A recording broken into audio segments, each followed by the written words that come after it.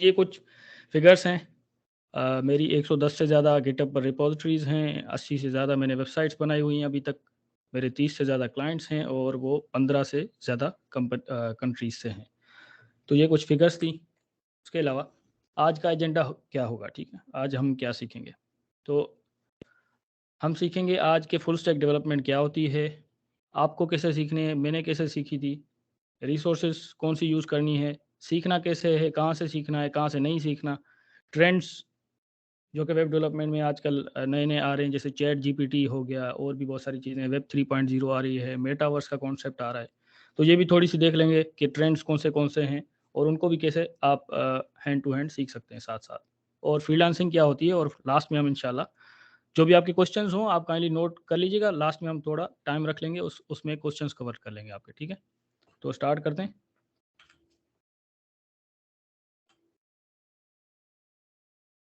अच्छा, full stack web development समझने से पहले आपको ये समझना होगा कि फ्रंट एंड डेवलपमेंट क्या होती है। मैं इसको ऐसा करता हूँ कि फुल स्क्रीन प्रेज़ेंटेशन से थोड़ा बाहर लेके आता हूँ ताकि मुझे भी स्क्रीन नज़र आए, ताकि मुझे कुछ और चीज़ें भी दिखानी है आपको। तो मैं ऐसे इसको कर लेता हूँ, ठीक है? थोड़ी एनिमेशन नहीं आएगी, पर आपको समझ में आ जाएगी बात। फ्रंट एंड डेवलपमेंट सबसे पहले क्या होती है? देखिए, फ्रंट एंड डेवलपमेंट को हम यूज़र इंटरफेस डेवलपमेंट भी कहते हैं। आपने यूआई, यूएक्स का नाम भी सुना होगा। क्लाइंट साइड डेवलपमेंट भी इसको कहते हैं। इसमें क्या होता है?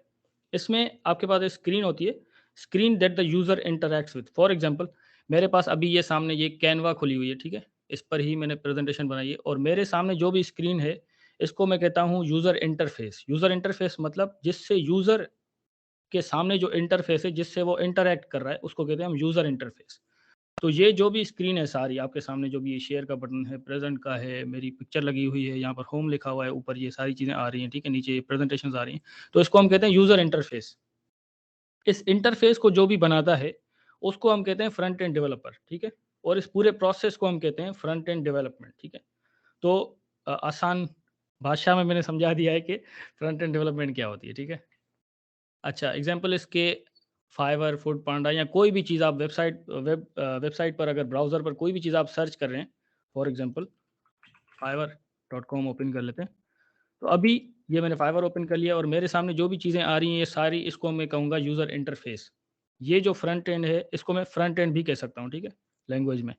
तो ये पूरी फ्रंट एंड है, ठीक है? ये मेरी प्रोफ़ाइल खुली हुई है और ये जो भी चीज़ें हैं, ये सारी फ्रंट एंड में आती हैं, ठीक है? और इसको जो भी बनाएगा, उसको मैं कहूँगा फ्रंट एंड डेवलपर। तो ये एक पार्ट है फुल स्टैक डेवलपमेंट का। फुल स्टैक डेवलपमेंट का मतलब है फ्रंट एंड और बैक एंड दोनों, ठीक है? सबसे पहले हम फ्रंट एंड देखेंगे, उसके बाद हम बैक एंड देखेंगे और फुल स्टैक उसके साथ-साथ ही हो जाएगा, क्योंकि वो दोनों चीज़ों को मिलाकर हम कहते हैं।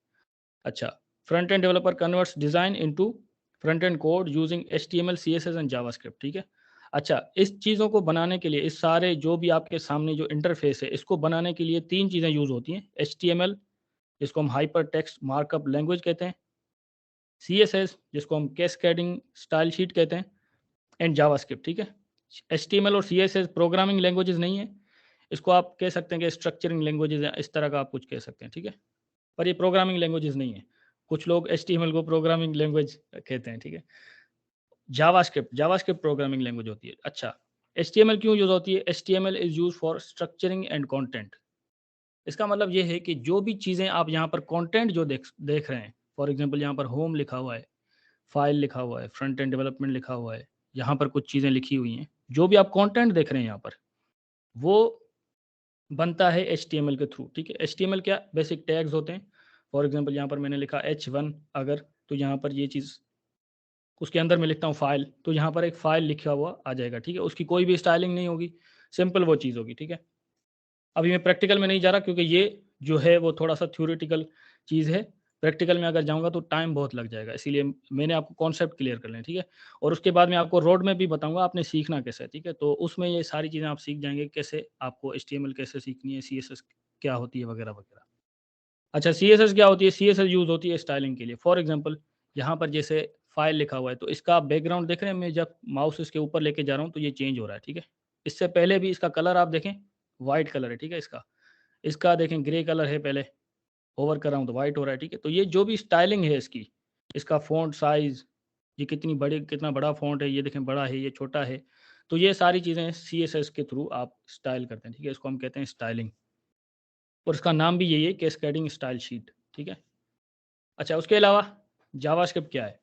जावास्क्रिप्ट यूज़ होती है आपकी वेबसाइट को इंटरैक्टिव बनाने के लिए। फॉर एग्ज़ाम्पल, मैं जब इस बटन को प्रेस करता हूँ, तो ये अगर मैं इसको प्रेस करता हूँ, ये प्रेज़ेंट मोड में आ जाता है, ठीक है?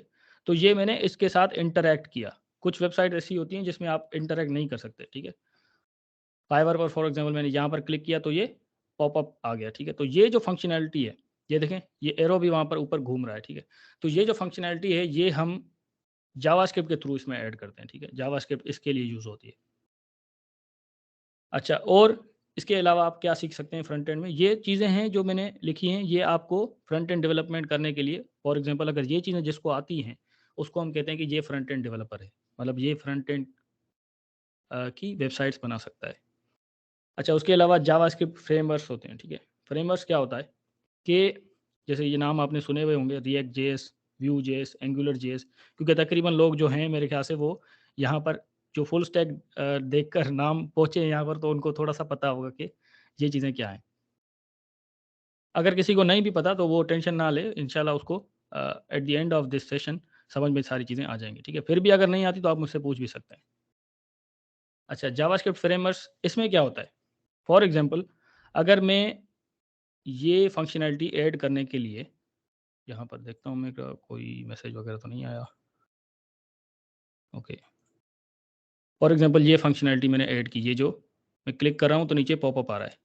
अगर ये फंक्शनैलिटी ऐड करने के लिए जावास्क्रिप्ट में मुझे 10 लाइनों का कोड लिखना पड़ रहा है, तो अगर जावास्क्रिप्ट का फ्रेमवर्क मैं कोई यूज़ करूँगा, तो उसमें ये काम मेरा 2 लाइन में हो जाएगा, ठीक है? ये मैंने एज़ सिंपल करके आपको बता दिया है कि फ्रेमवर्क का काम ये होता है कि आपके जो कॉम्प्लेक्स लॉजिक होता है वो कहीं पर एब्स्ट्रैक्ट करके रखा होता है। फॉर एग्जांपल कोई फंक्शन बना दिया हमने, वो 10 लाइनें वहाँ पर रख के, और फ्रेमवर्क में हमने वो फंक्शन डाल दिया कि आप ये कॉल करेंगे तो आपका ये काम हो जाएगा। तो इसलिए यूज़ होता है फ्रेमवर्क, ठीक है?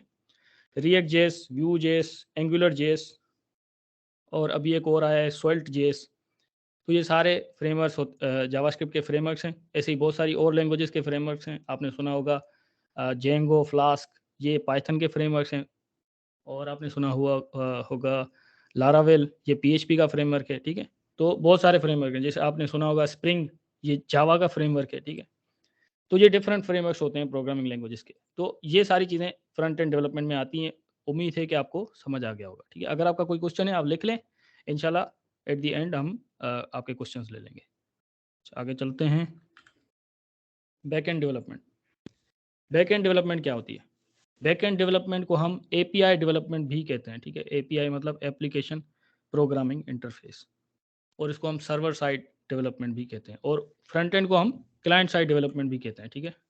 क्योंकि क्लाइंट कहते हैं उस बंदे को जो कि इंटरैक्ट कर रहा है, मतलब फिजिकली वो प्रेजेंट है वहाँ पर और इंटरैक्ट कर रहा है उसके साथ, तो उसको हम वेबसाइट के साथ उसको हम क्लाइंट कहते हैं। सर्वर साइड डेवलपमेंट को हम बैक एंड डेवलपमेंट कहते हैं। क्रड, ये कुछ कीवर्ड्स हैं जो कि यूज़ होते हैं बैक एंड और फ्रंट एंड में। जैसे क्रड बैक एंड में यूज़ होता है। क्रड मतलब create, read, update and delete. तो database is the storage where your data is stored online, ठीक है? फॉर एग्जांपल, अगर मैं फेसबुक पर जाता हूँ या मैं फाइवर पर भी जाता हूँ, ठीक है? तो यहाँ पर मुझे अपना यूज़र नेम शो हो रहा है, ठीक है? अगर आपकी फाइवर पर प्रोफाइल बनी होगी तो वो आपको अपना यूज़र नेम दिखाएगा, मेरा यूज़र नेम नहीं दिखाएगा। तो आप ये जो डेटा आ रहा है developerjunaid.com या कुछ भी आ रहा है, यहाँ पर डेवलपर जुनैद आ रहा है, यहाँ पर मेरी पिक्चर आ रही है, आपको अपनी पिक्चर दिखाएगा, यहाँ पर मैसेजेस आ रहे हैं, ठीक है? तो ये सारी चीज़ें जो हैं वो कहीं पर स्टोर्ड हैं, सर्वर में या डेटाबेस उसको हम कहते हैं, जहाँ पर ये सारी डेटा स्टोर्ड है और वहाँ से ये डेटा आपके पास फ्रंट एंड में आ रही है और आपको शो हो रही है।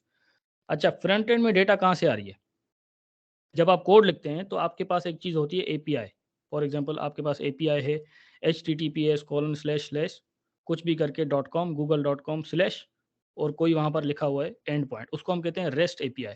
Rest API are used to send request to database for adding, updating, deleting और getting the data. REST API क्या होती है? एक लिंक होती है basically.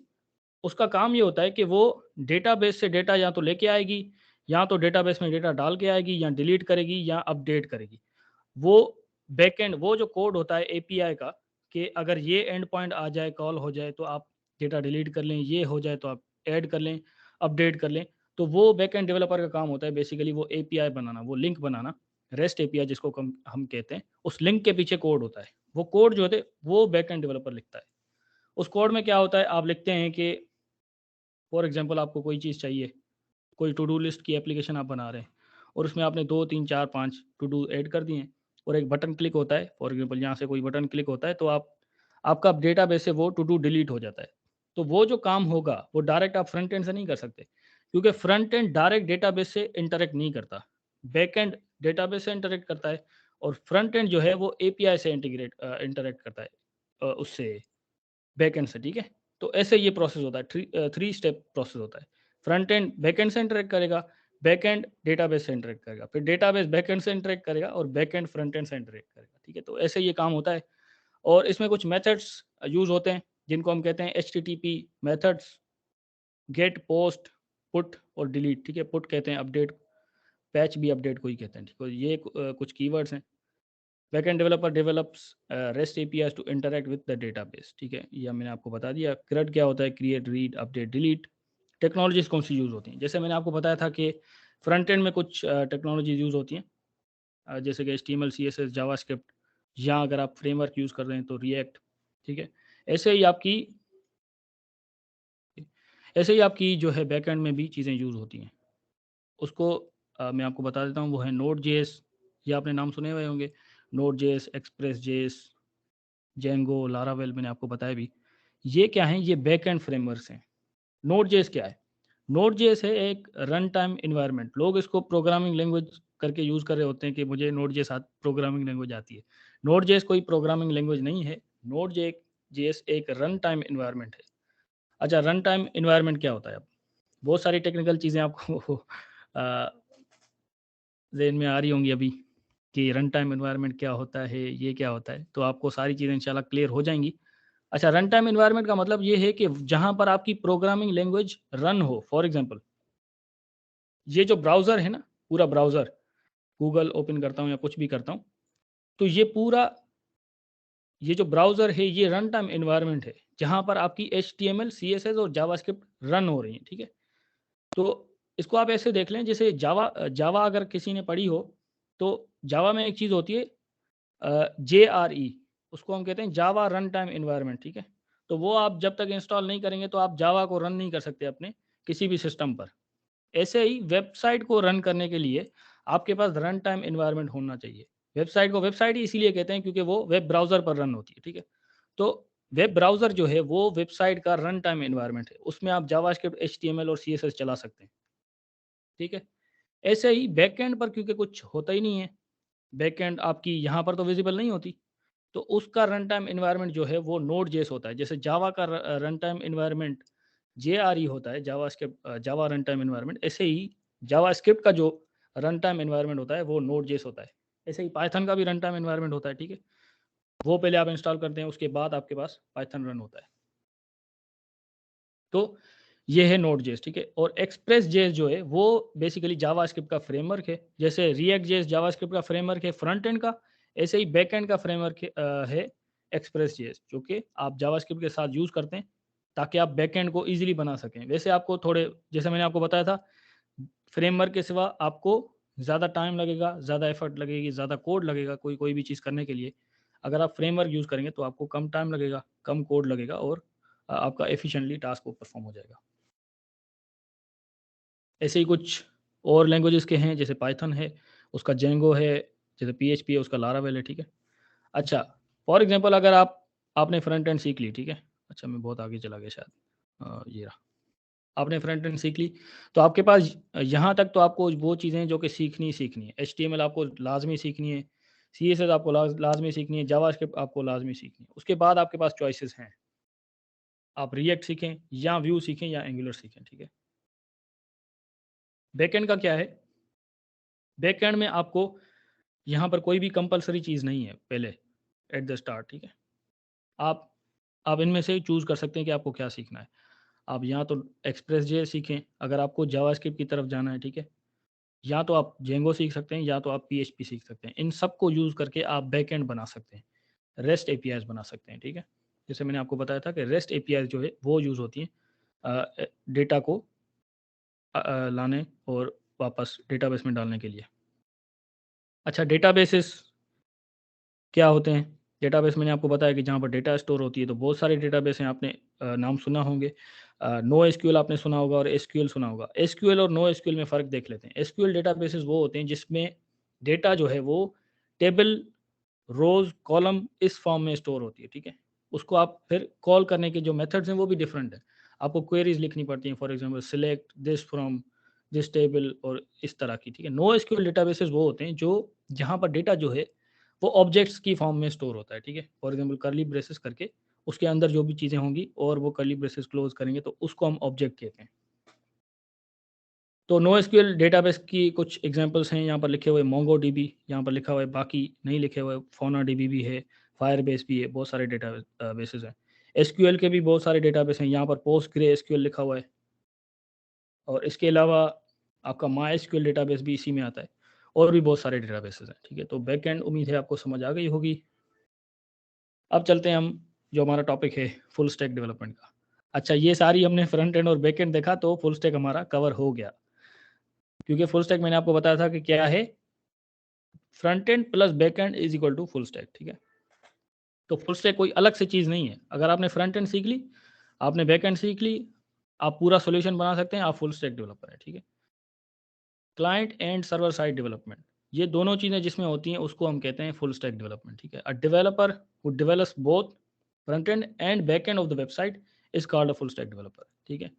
Creates REST APIs and integrates that API to the front end, ठीक है?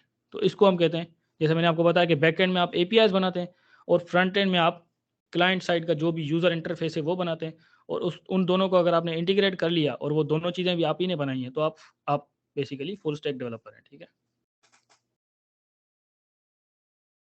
और nose the technologies of both front end back and, ये वही बात है, ठीक है? तो यहाँ पर मैंने टेक्नोलॉजीज़ भी लिख ली हैं, HTML, CSS, JavaScript, Node JS, Express JS, MongoDB for example मैंने लिखी है। अगर ये सारी चीज़ें आपको आती हैं, फिर भी आप फुल स्टैक डेवलपर ही हैं।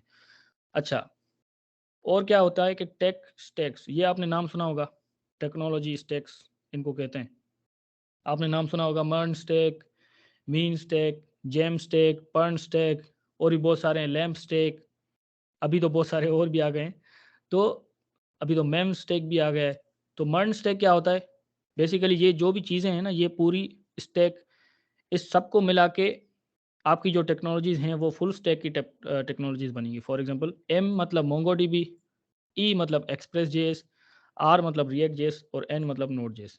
नोड जेएस और एक्सप्रेस हो गया आपका बैकएंड का, मोंगोडीबी भी आपके बैकएंड में आ गया डेटाबेस, और रिएक्ट जेएस आपका आ गया फ्रंट एंड में। मतलब ये जो बंदा होगा जो लिखेगा कि मर्न स्टैक डेवलपर में हूँ, तो इसका मतलब है कि उसको ये सारी चीज़ें आती हैं, ठीक है? जैसे कि मैं भी मर्न स्टैक डेवलपर हूँ। अगर कोई लिखता है मीन स्टैक डेवलपर, तो उसका मतलब है कि उसको रिएक्ट की जगह सिर्फ एंगुलर आता है, बाकी सारी चीज़ें सेम है। अगर कोई पर्न लिखता है तो इसका मतलब है उसको पोस्टग्रेएसक्यूएल और ये सारी चीज़ें आती हैं। अगर कोई जेम स्टैक लिखता है तो उसको ये चीज़ें आती हैं, ठीक है? तो ये टेक्नोलॉजी स्टैक्स होते हैं जिसकी हम एब्रिविएटेड फॉर्म्स लिखते हैं, ताकि शॉर्ट करके हम लिखते हैं कि हमें ये चीज़ें आती हैं। अच्छा, ये पूरी कॉन्सेप्चुअल बातें हो गई। अब इसमें से आपको अगर किसी को भी कोई सवाल है, तो आप पूछ सकते हैं। अगर आपको जो चीज़ें मैंने अभी तक समझाई हैं, उसमें से कोई चीज़ समझ नहीं आई, ठीक है?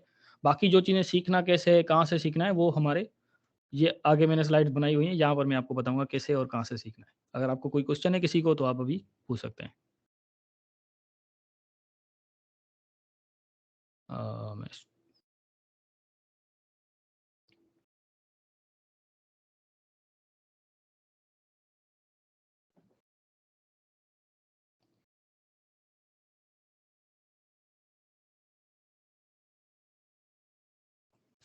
आप चैट में भी लिख सकते हैं और आप बोलकर भी पूछ सकते हैं, of course. Yeah, if you have any question, you can write in the chat box. Otherwise, you can raise your hand. We will unmute you.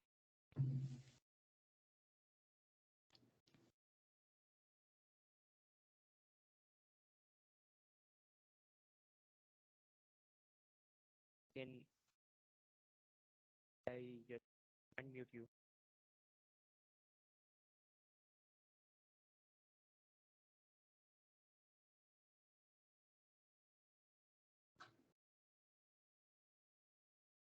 मुझे आवाज़ नहीं आ रही या कोई सवाल ही नहीं कर रहा?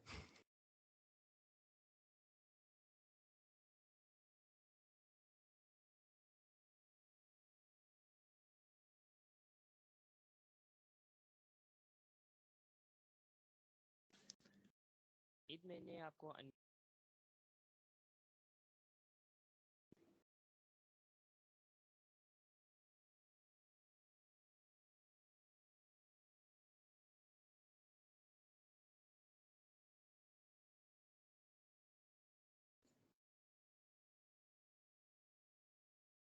ओह! You can't talk. मैंने ओके, अच्छा मैंने माइक्रोसॉफ्ट अ, टीम्स जो है वो अभी यूज़ किया है, तो मुझे आइडिया नहीं है कि किसको कैसे अनम्यूट करना है। हसनैन, अगर आप मेरी हेल्प कर सकें। अ, अ, हमने ये कहा है कि जो हैंड राइज करें यू विल आई विल और यू विल अनम्यूट, तो हम जो है वो बात कर सकते हैं। If you have any question you can rise your hand, हम जो है आपको अनम्यूट कर देंगे and you can ask.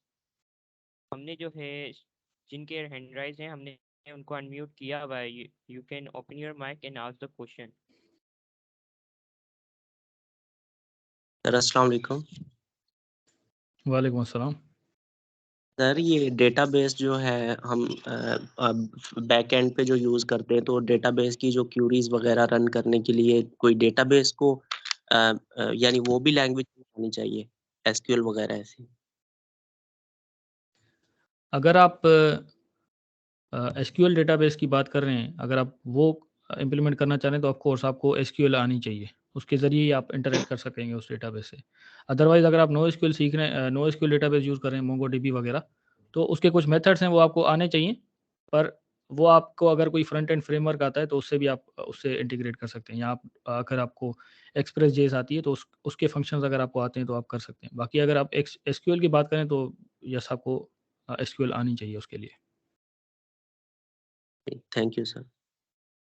You welcome. अस्सलाम वालेकुम सर। वालेकुम अस्सलाम।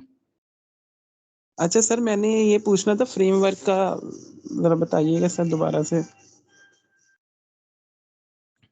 देखें, फ्रेमवर्क ये होता है कि अगर आपकी कोई भी प्रोग्रामिंग लैंग्वेज है, जैसे कि जावास्क्रिप्ट को ले लेते हैं एज एन एग्जांपल, तो अगर मैं ऐसा करता हूँ, अपनी वीडियो ऑन कर लेता हूँ। वेट कर रही हूँ। अच्छा, अगर आपको फॉर एग्जांपल अगर आप जावास्क्रिप्ट ले लेते हैं, तो कोई भी कोड, आपको कोई भी चीज़ स्क्रीन पर इंटरेक्शन कुछ भी करना है, तो उसके लिए अगर आप 10 लाइनें किसी भी प्रोग्रामिंग लैंग्वेज में लिख रहे हैं, जैसे कि जावास्क्रिप्ट है, तो अगर आप फ्रेमवर्क यूज़ करेंगे, तो वो क्या होगा बेसिकली, वो जो 10 लाइनें हैं, उसका एक फंक्शन बना होगा फ्रेमवर्क में।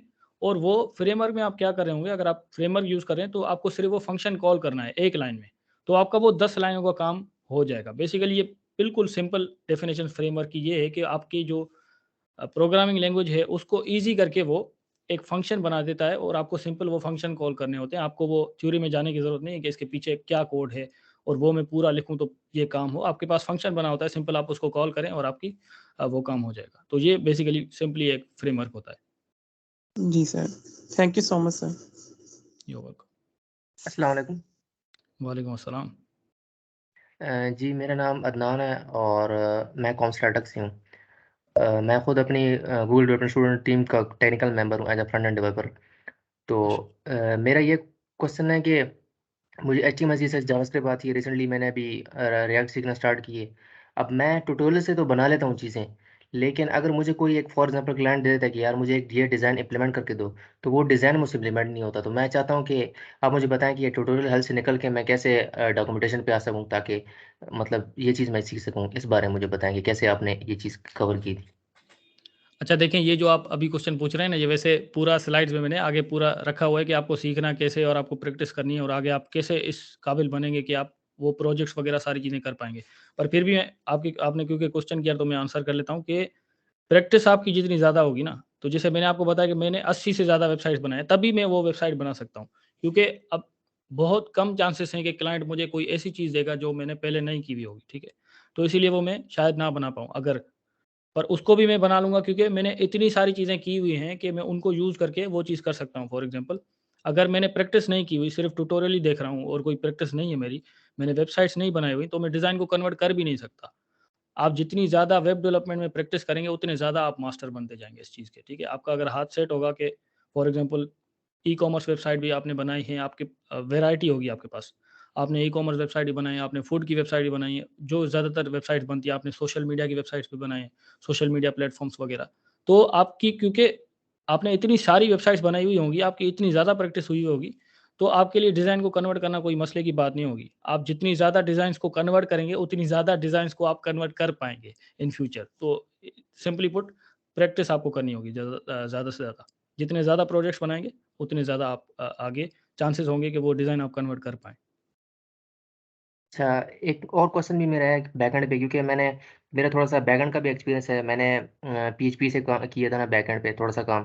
तो उसमें ये होता कि एसक्यूएल के साथ मैंने उसको अटैच करके मतलब एक simple login sign up form बनाया था। तो बैकएंड में मैं ये पूछना चाह रहा हूँ कि क्योंकि डेटाबेसेस में मेरा एक्सपीरियंस रहा है, एसक्यूएल पे रहा है, मैंने मोंगोडीबी काम नहीं किया हुआ। पीएचपी पे मैंने काम किया हुआ है।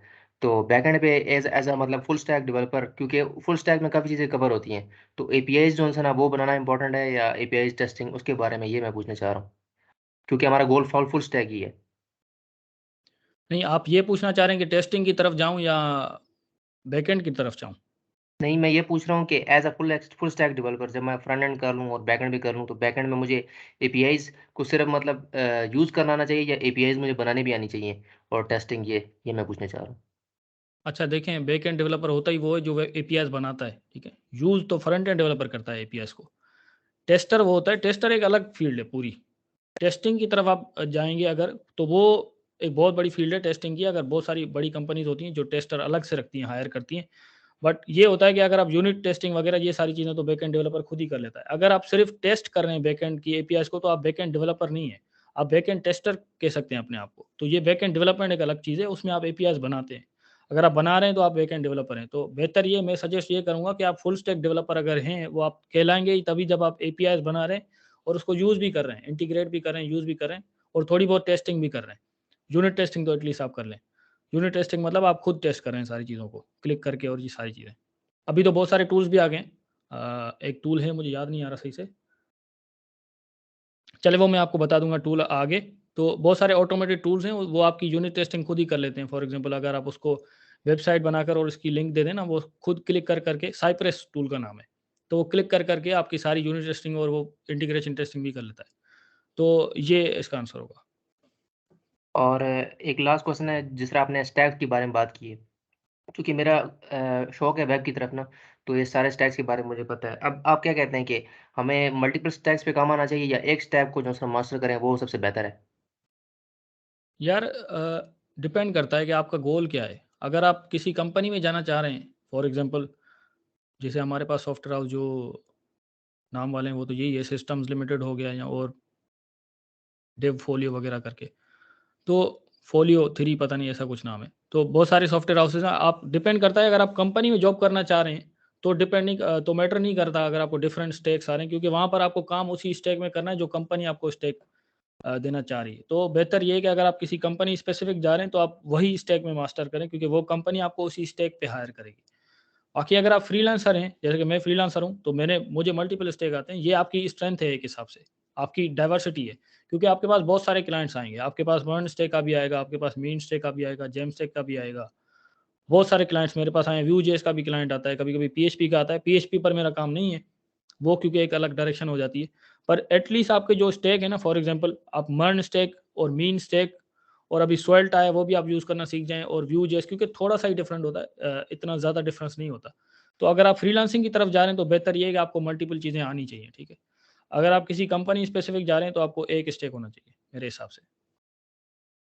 ठीक है, thank you very much. You welcome. Sir मेरा एक क्वेश्चन था। मेरा नाम मोहम्मद जुनैद है जी। और मैं लाहौर से हूँ।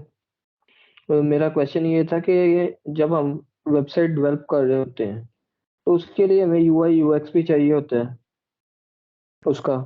तो वो क्या हम उसके लिए पोटेंशियल क्लाइंट को हायर ये पोटेंशियल क्या नाम बंदा हायर करेंगे जो हमें यूआई यूएक्स बना के देगा स्पेसिफिक वेबसाइट के लिए, या वो भी एक फुल स्टैक डेवलपर को खुद ही करना होगा? यूआई यूएक्स आप डिज़ाइन को कह रहे हैं? यस, ये मेरा क्वेश्चन है कि हाँ, वो हम कोई बंदा हायर करेंगे उसके लिए कि वो हमें यूआई यूएक्स बना के दे, और कंपनीज में देखें होते हैं। जी, अच्छा कंपनीज में तो होते हैं ना डिज़ाइनर्स, वेब डिज़ाइनर्स एक अलग से एक डेजिग्नेशन है, वो कंपनीज में होती है यस, ज़्यादातर। तो ये होता है कि अगर आप फ्रीलांसिंग कर रहे हैं तो फ्रीलांसिंग ऐसी चीज़ है कि आपको थोड़ी-थोड़ी हर चीज़ भी आनी चाहिए और किसी एक चीज़ में आप मास्टर भी हो। तो डिज़ाइनिंग बेहतर है कि फुल स्टैक डेवलपर को आए, क्योंकि वो जब भी क्लाइंट आता है तो तकरीबन क्लाइंट्स ऐसे होते हैं, तकरीबन तो ऐसे ही होते हैं जिनके पास डिज़ाइंस होती हैं। उन्होंने डिज़ाइंस बनवाई हुई होती हैं किसी से, आपको डिज़ाइन को कन्वर्ट करना होता है। अगर अगर उनके पास डिज़ाइनर नहीं है, उनके पास डिज़ाइन नहीं है और उनके पास एक आइडिया है कि मुझे इस तरह की वेबसाइट चाहिए, तो आप क्या करते हैं कि आपके पास, क्योंकि आपने अगर बहुत सारी वेबसाइट्स पहले से प्रैक्टिस के लिए तौर पे बनाई हुई हैं, तो आप उसके साथ शेयर करते हैं कि ये मैंने बनाई हुई है, ये देख लें, आप ये देख लें। और ये वेबसाइट जो ऑलरेडी बनी हुई है, आपको डिज़ाइन बनाने की ज़रूरत नहीं है, वो उनके साथ शेयर कर दें कि आपको कौन-सी इनमें से समझ आ रही है। उनको कुछ भी अगर समझ नहीं आ रहा, ज़्यादातर तो कहते हैं कि इस तरह की हो, थोड़ी-सी चेंजेस कर देना, तो वो तो हम कर लेंगे। अगर कोई ऐसा क्लाइंट है वो कह रहा है कि मुझे कंप्लीट डिफरेंट सॉल्यूशन चाहिए पूरा डिज़ाइन का, तो बेहतर ये है कि आप या तो उसको कहेंगे कि आप भाई किसी से डिज़ाइन करवा लें, या तो अगर आपके पास डिज़ाइनर है तो आप किसी को हायर करके वो डिज़ाइन बनवा के उसको दे दें। तो ये मेथड होता है। सही हो गया।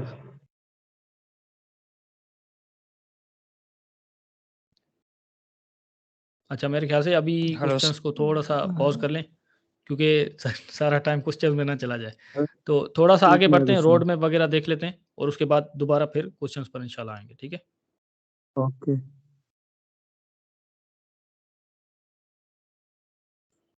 दोबारा मैं अपनी स्क्रीन शेयर करता हूँ।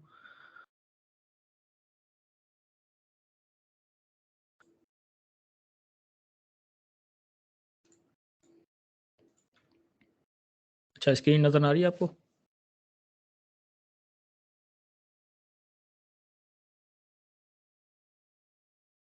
Okay, Yeah, Junaid, it's visible. Okay, thank you. अच्छा, आगे चलते हैं और अब जो मेन टॉपिक मैं इसको कह रहा हूँ कि रोड मैप क्या है, जो मैंने फ़ॉलो किया, ठीक है? और ज़्यादातर लोग यही फ़ॉलो कर रहे हैं अभी भी। अच्छा, रोड मैप का स्टेप 1 आपका क्या है? और आपको सबसे जो ज़रूरी चीज़ है ना रोड मैप में, वो ये है कि आपकी कोई डेडलाइन होनी चाहिए। मतलब कि फॉर एग्ज़ाम्पल मुझे 2 महीने में ये पूरा कंप्लीट करना है, 3 महीने में करना है, 4 महीने में करना है, कुछ भी आपकी जो डेडलाइन हो। तो उस हिसाब से आप उसको रिवर्स इंजीनियर करके उसके बाद आप डिसाइड करेंगे कि सारे कितना मुझे डेली करना है काम। सर, मेरा एक क्वेश्चन था। अच्छा, क्वेश्चन आप काइंडली नोट कर लें और वो हम लास्ट में कर लेते हैं, क्योंकि ये रोड मैप मैं कवर कर रहा हूँ। मैंने ये पूछना था कि ये स्लाइड्स हमारे साथ शेयर हो जाएंगी। जी, जी, स्लाइड्स आपके साथ शेयर होंगे ऑफ कोर्स। यस। अच्छा, रोड मैप पर थे हम। तो रोड मैप का स्टेप 1 ये है कि आपको फ्रंट एंड आनी चाहिए, ठीक है? तो फ्रंट एंड में मैंने कुछ चीज़ें हैं जो लिख ली हैं यहाँ पर। इसमें से कुछ चीज़ें जो आपको आपकी मस्ट हैं, कुछ हैं नाइस टू हैव हैं। अगर हैं तो आपको वो, अच्छा जो भी नाइस टू हैव स्किल्स हैं ना, वो आपको क्राउड से अलग करेंगी। मतलब आपके पास वो चीज़ें होंगी और ज़्यादातर लोगों के पास वो चीज़ें नहीं होती। तो आपको वो क्राउड से अलग करेंगी, तो चांसेस आपके ज़्यादा हैं प्रोजेक्ट्स लेने के, ठीक है? मैं यहाँ पर जो जो भी चीज़ें बता रहा हूँ, वो तकरीबन मैं उन लोगों को टारगेट कर रहा हूँ जो कि फ्रीलांसिंग करना चाह रहे हैं। पर आप इससे दोनों काम कर सकते हैं। जो बंदा फ्रीलांसिंग कर सकता है, उसको वो कंपनी में भी जॉब कर सकता है, क्योंकि कंपनी में बेसिकली सॉफ्टवेयर हाउसेस जो होते हैं, वो भी प्रोजेक्ट्स ही बना रहे होते हैं। उनके पास काम आ रहा होता है और वो आउटसोर्स करके और नीचे जो लोग होते हैं, उनको काम दे रहे होते हैं। तो आप दोनों काम कर पाएँगे। अच्छा, स्टेप 1 क्या है? आपको एचटीएमएल सीखनी होगी, ठीक है? एचटीएमएल मैंने आपको बताया कि क्या होती है। सीएसएस आपको सीखनी होगी। एचटीएमएल आपकी स्ट्रक्चरिंग लैंग्वेज होती है। कंटेंट जो आप पूरा ऐड करते हैं वो एचटीएमएल से ऐड करते हैं। सीएसएस आपको सीखनी होगी, इससे आप पूरी चीज़ें स्टाइल करेंगे पूरी वेबसाइट को। गिट एंड गिटहब आपको सीखना होगा। गिट एंड गिटहब क्या होता है? गिट एंड गिटहब ये होता है कि गिटहब एक प्लेटफॉर्म है, दिखा भी देता हूँ मैं आपको। गिटहब, गिटहब पर आपका जो कोड होता है वो बेसिकली गिटहब पर स्टोर होता है, ठीक है? तो मैं जैसे अपनी प्रोफाइल पर जाता हूँ, तो यहाँ पर बहुत सारी 113 रिपोजिटरीज़ बनी हुई है, ठीक है? तो यहाँ पर ये जो भी चीज़ें हैं, ये पूरी रिपोजिटरीज़ हैं। रिपोजिटरी क्या होती है? जिसमें आपका कोड स्टोर्ड होता है कोई भी। जैसे मैं इस पर जाता हूँ अपने प्रोजेक्ट पर, तो ये देखें पूरी कोड की फाइल्स हैं और यहाँ पर कोड पूरा मेरा स्टोर्ड है, ठीक है, index.html, इसके अंदर पूरा कोड पड़ा है, ये आपका कोड है, ये HTML का स्ट्रक्चर है, ठीक है। ये HTML टैग्स जो होते हैं इसको मार्कअप कहते हैं, जो हाइपर टेक्स्ट मार्कअप लैंग्वेज है ना, मार्कअप एंड टैग्स को कहते हैं, ठीक है। तो ये आपका कोड को स्टोर करने के लिए यूज़ होती है। फॉर एग्जांपल जैसे आप कंपनीज में जब आप इंटरव्यूज़ वगैरह देते हैं या कोई क्लाइंट आपका कोडिंग स्टाइल देखना चाहता है, तो उसको आप अपनी गेटअप की आईडी देते हैं और वो जाके आपका देखता है कि इन्होंने कोड कैसे किया है, सफाई से किया है या कैसे किया है, कमेंट्स लिखे नहीं लिखे, रीड में कैसी बनाई है वगैरह, ठीक है। तो ये होता है गिटअप। तो ये आपको लाजमी सीखना होगा, ठीक है। ये जो भी चीज़ें हैं तकरीबन इनमें से वो चीज़ें जो कि आपको लाजमी सीखनी होगी। उसके अलावा बूटस्ट्रैप या टेलविन सीएसएस, अच्छा ये क्या है? जैसे मैंने आपको बताया था कि जावास्क्रिप्ट के फ्रेमवर्क्स होते हैं, ऐसे ही सीएसएस के भी फ्रेमवर्क्स होते हैं। उसमें क्या होता है कि फॉर एग्जांपल मैंने सीएसएस में ये जो बटन है शेयर का, इसकी स्टाइलिंग मैंने लिखी कि फॉर एग्जांपल इसका बैकग्राउंड कलर वाइट होना चाहिए, इसका जो टेक्स्ट का कलर है वो ब्लैक होना चाहिए और इसके ऊपर से इसको अंदर पैडिंग होनी चाहिए। पैडिंग मतलब ये जो बॉक्स के अंदर की स्पेसिंग है ना, ये कितनी होनी चाहिए। ये मैंने चीज़ें यहाँ पर लिखी और इसकी मैंने एक क्लास नेम बनाकर रख ली। तो वो मैंने जैसे इसको क्लास दूँगा तो उस पर ये स्टाइलिंग अप्लाई हो जाएगी, ठीक है। सीएसएस फ्रेमवर्क क्या करता है कि यहाँ पर ये ऑलरेडी स्टाइलिंग अप्लाई हुई हुई होती है। मैं दिखा देता हूँ आपको बूटस्ट्रैप भी। आपको सिंपली क्या करना होता है, वहाँ से कंपोनेंट्स उठाकर और आपको यूज़ करने होते हैं। जैसे कि ये देखें बूटस्ट्रैप क्या है, सीएसएस का फ्रेमवर्क है। ये पूरे देखें, ये पूरा नेव बार बना हुआ है इसमें, ये पूरी चीज़ें बनी हुई हैं, बटन्स बने हुए हैं, ठीक है। आपको क्या करना है, सिंपली यहाँ से कोड आपको मिलेगा बूटस्ट्रैप का और यहाँ आपको क्लासेस मिलेंगी, वो आप वहाँ पर लिखेंगे डॉट नेव बार, तो आपका पूरा नेव बार ये बनकर आ जाएगा वहाँ पर। तो ये ऐसे ही जावास्क्रिप्ट के भी फ्रेमवर्क ऐसे ही काम करते हैं। टेलविन सीएसएस भी सीएसएस का ही एक फ्रेमवर्क है, ये थोड़ा सा डिफरेंट है, यूटिलिटी फ्रेमवर्क भी इसको कहते हैं। तो इसके डिटेल में जाने की ज़रूरत नहीं है अभी, आप ये जान लें कि ये चीज़ें नाइस टू हैव हैं, ठीक है। बूटस्ट्रैप और Tailwind CSS nice to have. अगर आपको नहीं भी आते तो आप सीएसएस से भी वो स्टाइलिंग कर सकते हैं, पर आपको बहुत मुश्किल होगी। अगर फॉर एग्जांपल कोई क्लाइंट आपको वेबसाइट देता है जिसमें इस तरह के नेव बार और इस तरह के फुटर्स वगैरह हैं, तो बेहतर ये है कि आप बनी बनाई चीज़ यूज़ कर लें, आप रीइन्वेंट द व्हील ना करें, ठीक है। तो ये आपका बूटस्ट्रैप हो गया। उसके अलावा सैस और एससीएसएस, इसको हम कहते हैं सीएसएस विद सुपर पावर्स भी इसको कहते हैं हम सैस को। तो ये क्या है, ये सीएसएस का भी एक फ्रेमवर्क है जिसमें आप वेरिएबल्स बना सकते हैं। सीएसएस में और बहुत सारी चीज़ें ऐड कर दी हैं, जैसे कि आपने फॉर एग्जांपल कोई कलर बार बार यूज़ करना है तो एक बार आपने सीएस में उसको आप वेरिएबल बना सकते हैं, मिक्सिंग्स होते हैं, बहुत सारी चीज़ें होती हैं। तो ये नाइस टू हैव, अगर आपको आता है तो बेहतर है। उसके अलावा रिस्पॉन्सिव लेआउट्स आपको सीखने होंगे। रिस्पॉन्सिव लेआउट मतलब ऐसा लेआउट जो कि स्क्रीन के साथ आपका चेंज हो। फॉर एग्जांपल मैं कैनवा को देख लेता हूँ, ठीक है। अब ये देखें, ये एक रिस्पॉन्सिव लेआउट है। इसको मैं अगर छोटा करूँगा तो ये रिस्पॉन्ड कर रहा है उसके साथ-साथ। इसको बड़ा करूँगा तो उसके साथ रिस्पॉन्ड कर रहा है और ये ब्रेक नहीं कर रहा कहीं पर कि ये बटन जो है अंदर चला जाए कहीं पर या ये छोटा हो जाए, बड़ा हो जाए। ये स्क्रीन के साथ रिस्पॉन्ड कर रहा है। तो इसको हम कहते हैं रिस्पॉन्सिव लेआउट्स। मेरी इसके अलावा आपको वेबसाइट डिप्लॉयमेंट सीखनी होगी। वेबसाइट डिप्लॉयमेंट क्या होती है? जैसे कि फॉर एग्जांपल मैं अपनी वेबसाइट पर जाता हूँ, ये मेरा पोर्टफोलियो है, ठीक है? developerjunaid.com। ये जो चीज़ है इसको हम कहते हैं डोमेन, ठीक है? यहाँ पर मेरी वेबसाइट होस्टेड है और ये मेरा डोमेन है developerjunaid.com।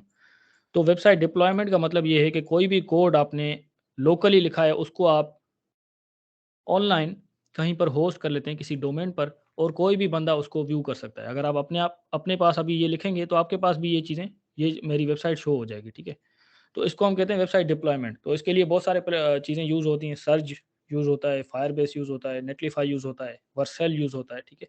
ये तकरीबन फ्री टूल्स हैं जिसमें आप अपनी वेबसाइट को ऑनलाइन डिप्लॉय कर सकते हैं। मतलब वो आपके पास नहीं, वो सबके पास चलेगी, जो भी अपने ब्राउज़र पर जाके वो पर्टिकुलर लिंक लिखेगा। तो उसको हम कहते हैं वेबसाइट को डिप्लॉय करना। उसके अलावा जावास्क्रिप्ट का ES6 सिंटैक्स आपको सीखना होगा।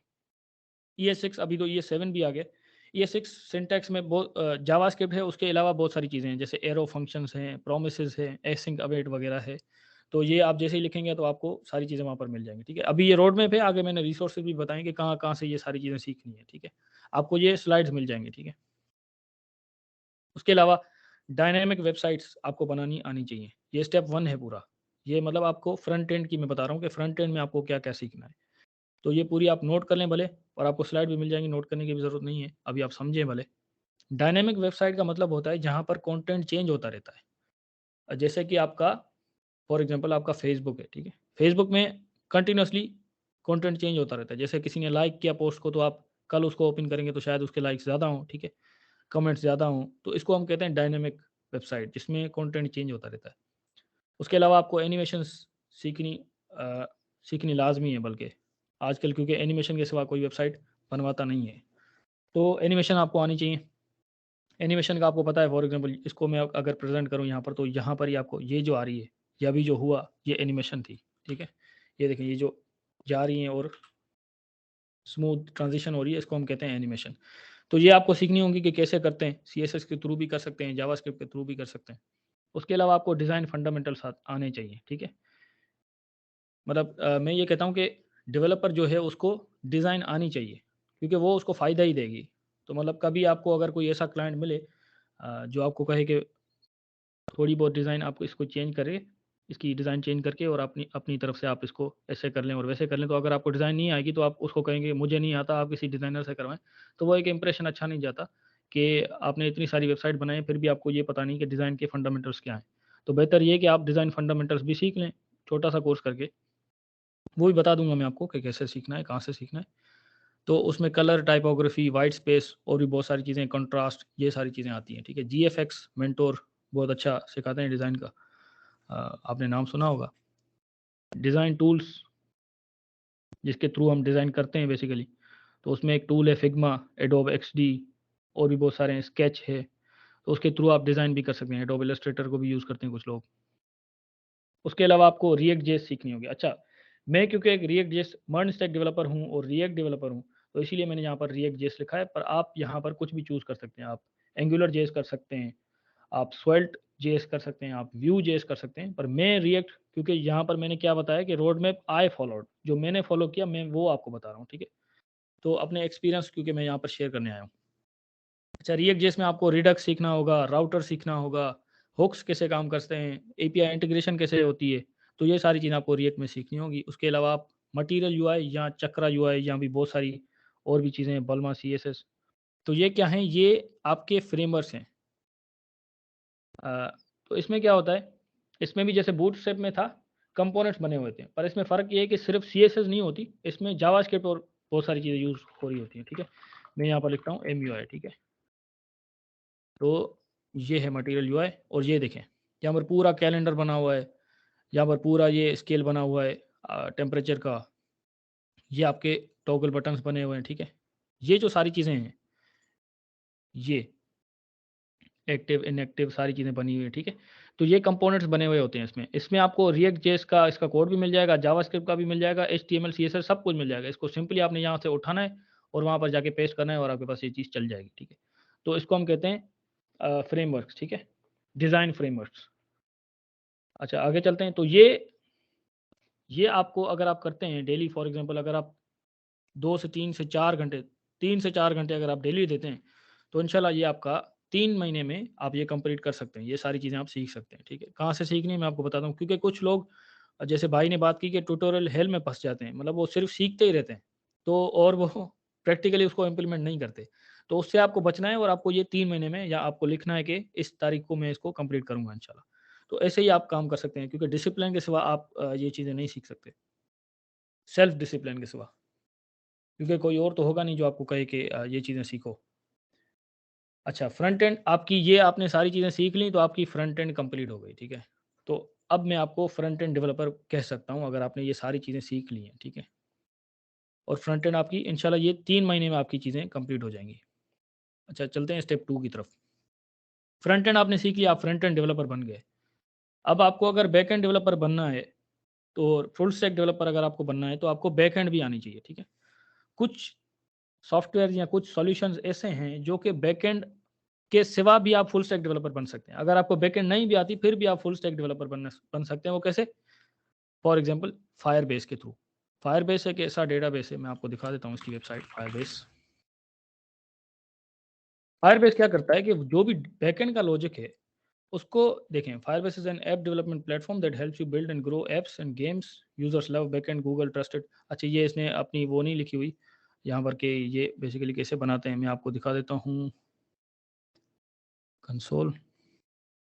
अच्छा, फायरबेस आपको सारी सॉल्यूशन आपको डैशबोर्ड में ही दे देता है, मतलब यहाँ से ही आप क्लिक कर करके और सारी कॉन्फ़िगरेशन कर लें, आपको बैकएंड लैंग्वेज की भी ज़रूरत नहीं है। फॉर एग्जांपल अगर आपको ऑथेंटिकेशन आप अपनी वेबसाइट में ऐड करनी है, आप सिंपल यहाँ पर क्लिक करें ऑथेंटिकेशन, और यहाँ से आप सिलेक्ट करेंगे आपको कौन-कौन सी ऑथेंटिकेशन चाहिए, ठीक है? साइन इन मेथड आपको कौन-कौन से चाहिए। अगर आप न्यू करें, गूगल साइन इन जो होता है वो भी आप यहाँ से सिंपल क्लिक करके इनेबल करेंगे, एक्टिव हो जाएगा।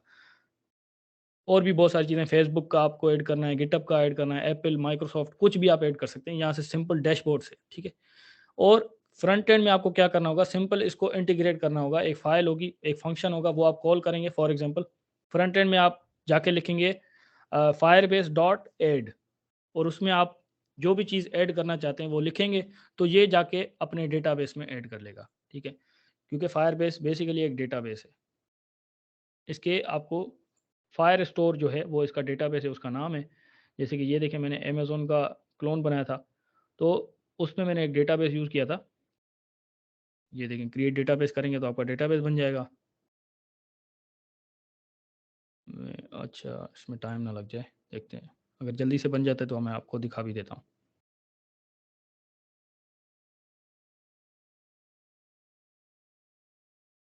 अच्छा, इसमें होता क्या है कि आप सिंपल फंक्शंस कॉल करके और डेटाबेस बनाना शुरू कर सकते हैं, ठीक है? ये एक नो एसक्यूएल डेटाबेस है, इसीलिए यहाँ पर लिखा हुआ है स्टार्ट कलेक्शन।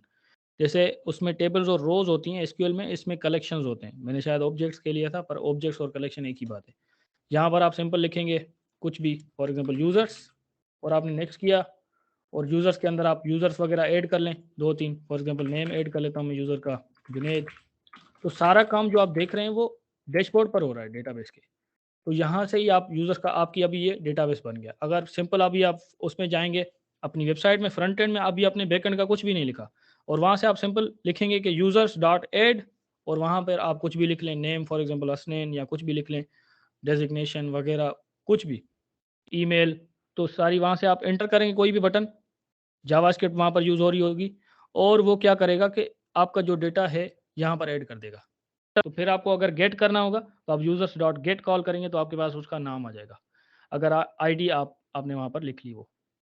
तो ये सिंपल मैंने आपको समझा दिया अभी कि इस तरह से भी आप फुल स्टैक डेवलपर बन सकते हैं। पर आप कोर फुल स्टैक डेवलपर नहीं बने क्योंकि आपने बैकएंड लैंग्वेज नहीं सीखी। पर कुछ क्लाइंट्स ऐसे होते हैं, कुछ लोग ऐसे हैं, जैसे मैं फाइवर पर अभी जाऊँ अगर, तो बहुत सारे लोग ऐसे हैं जो कि सिंपल सिर्फ फायर बेस से ही अच्छा खासा अर्न कर रहे हैं वहाँ पर। तो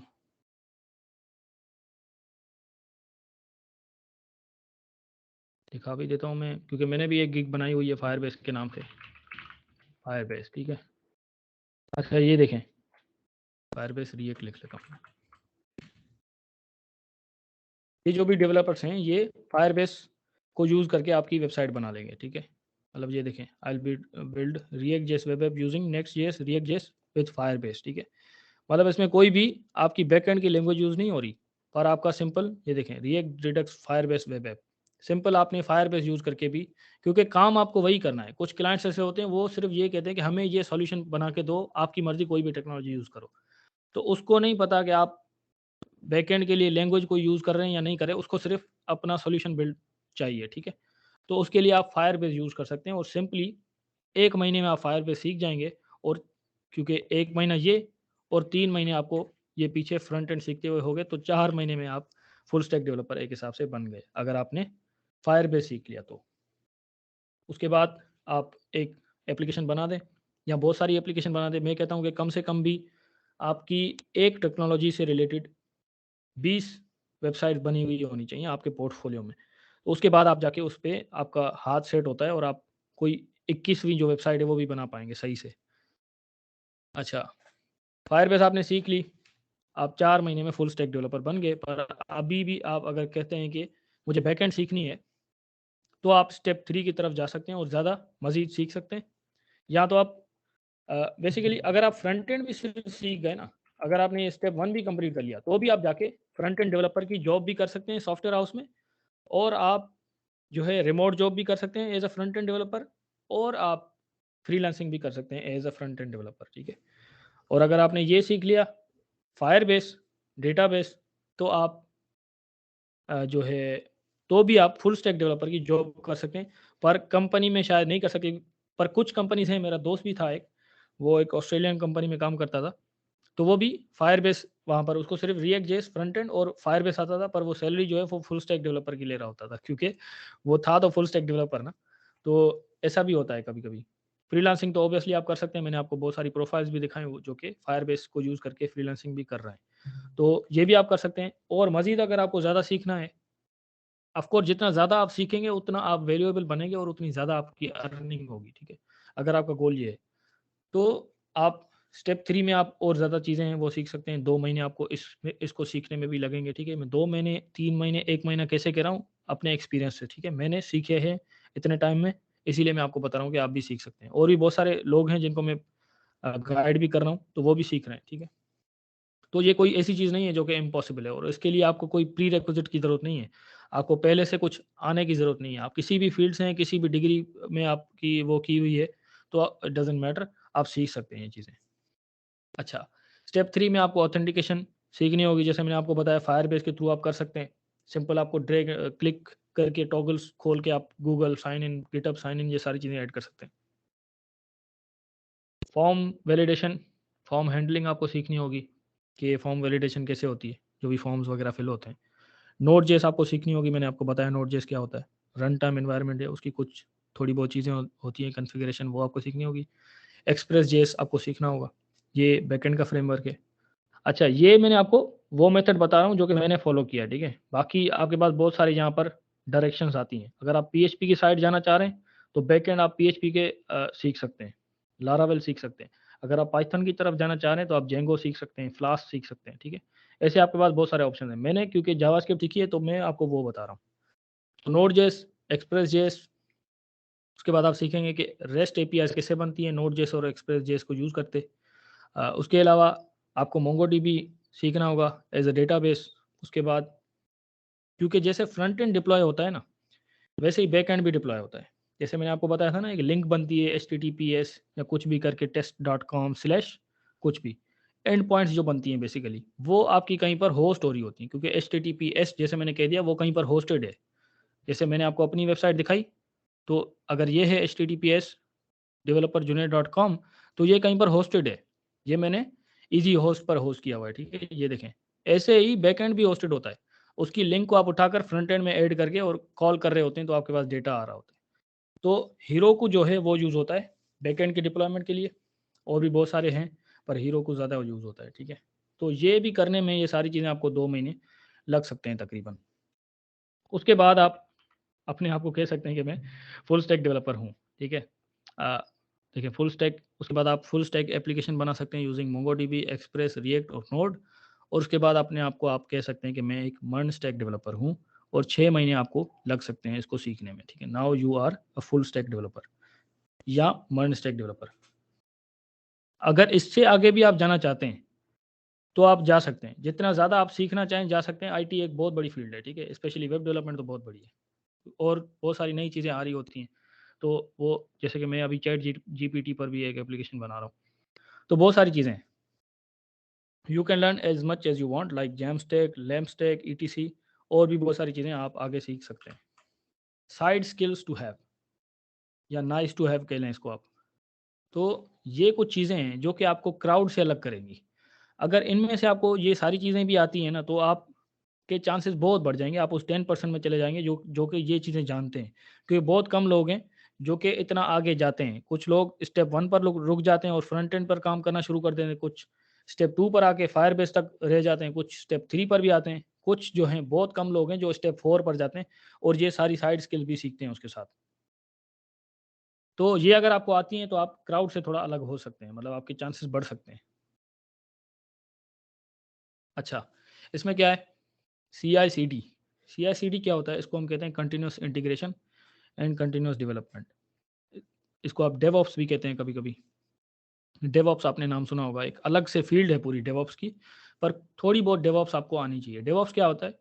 इसको हम डेवलपमेंट ऑपरेशंस कहते हैं, ठीक है, या डेवलपर ऑपरेशंस। इसमें क्या होता है कि डेवलपर की आसानी के लिए कुछ टूल्स बनाए जाते हैं ताकि वो जो डेवलपर है उसका काम आसान हो जाए। फॉर एग्जांपल अगर मुझे कोई काम करने में 5 घंटे लग रहे हैं, तो डेवऑप्स अगर मैंने वहाँ पर इंटीग्रेट कर दी, डेवऑप्स एक सॉफ्टवेयर्स होते हैं जो कि आप चलाना अगर सीख सकते हैं, सॉफ्टवेयर भी नहीं, इसको मैं टूल कहूँगा। कुछ टूल्स होते हैं जो आप अगर चलाना सीख गए, यूज़ करना सीख गए, तो आप अपना टाइम बचा सकते हैं, ठीक है।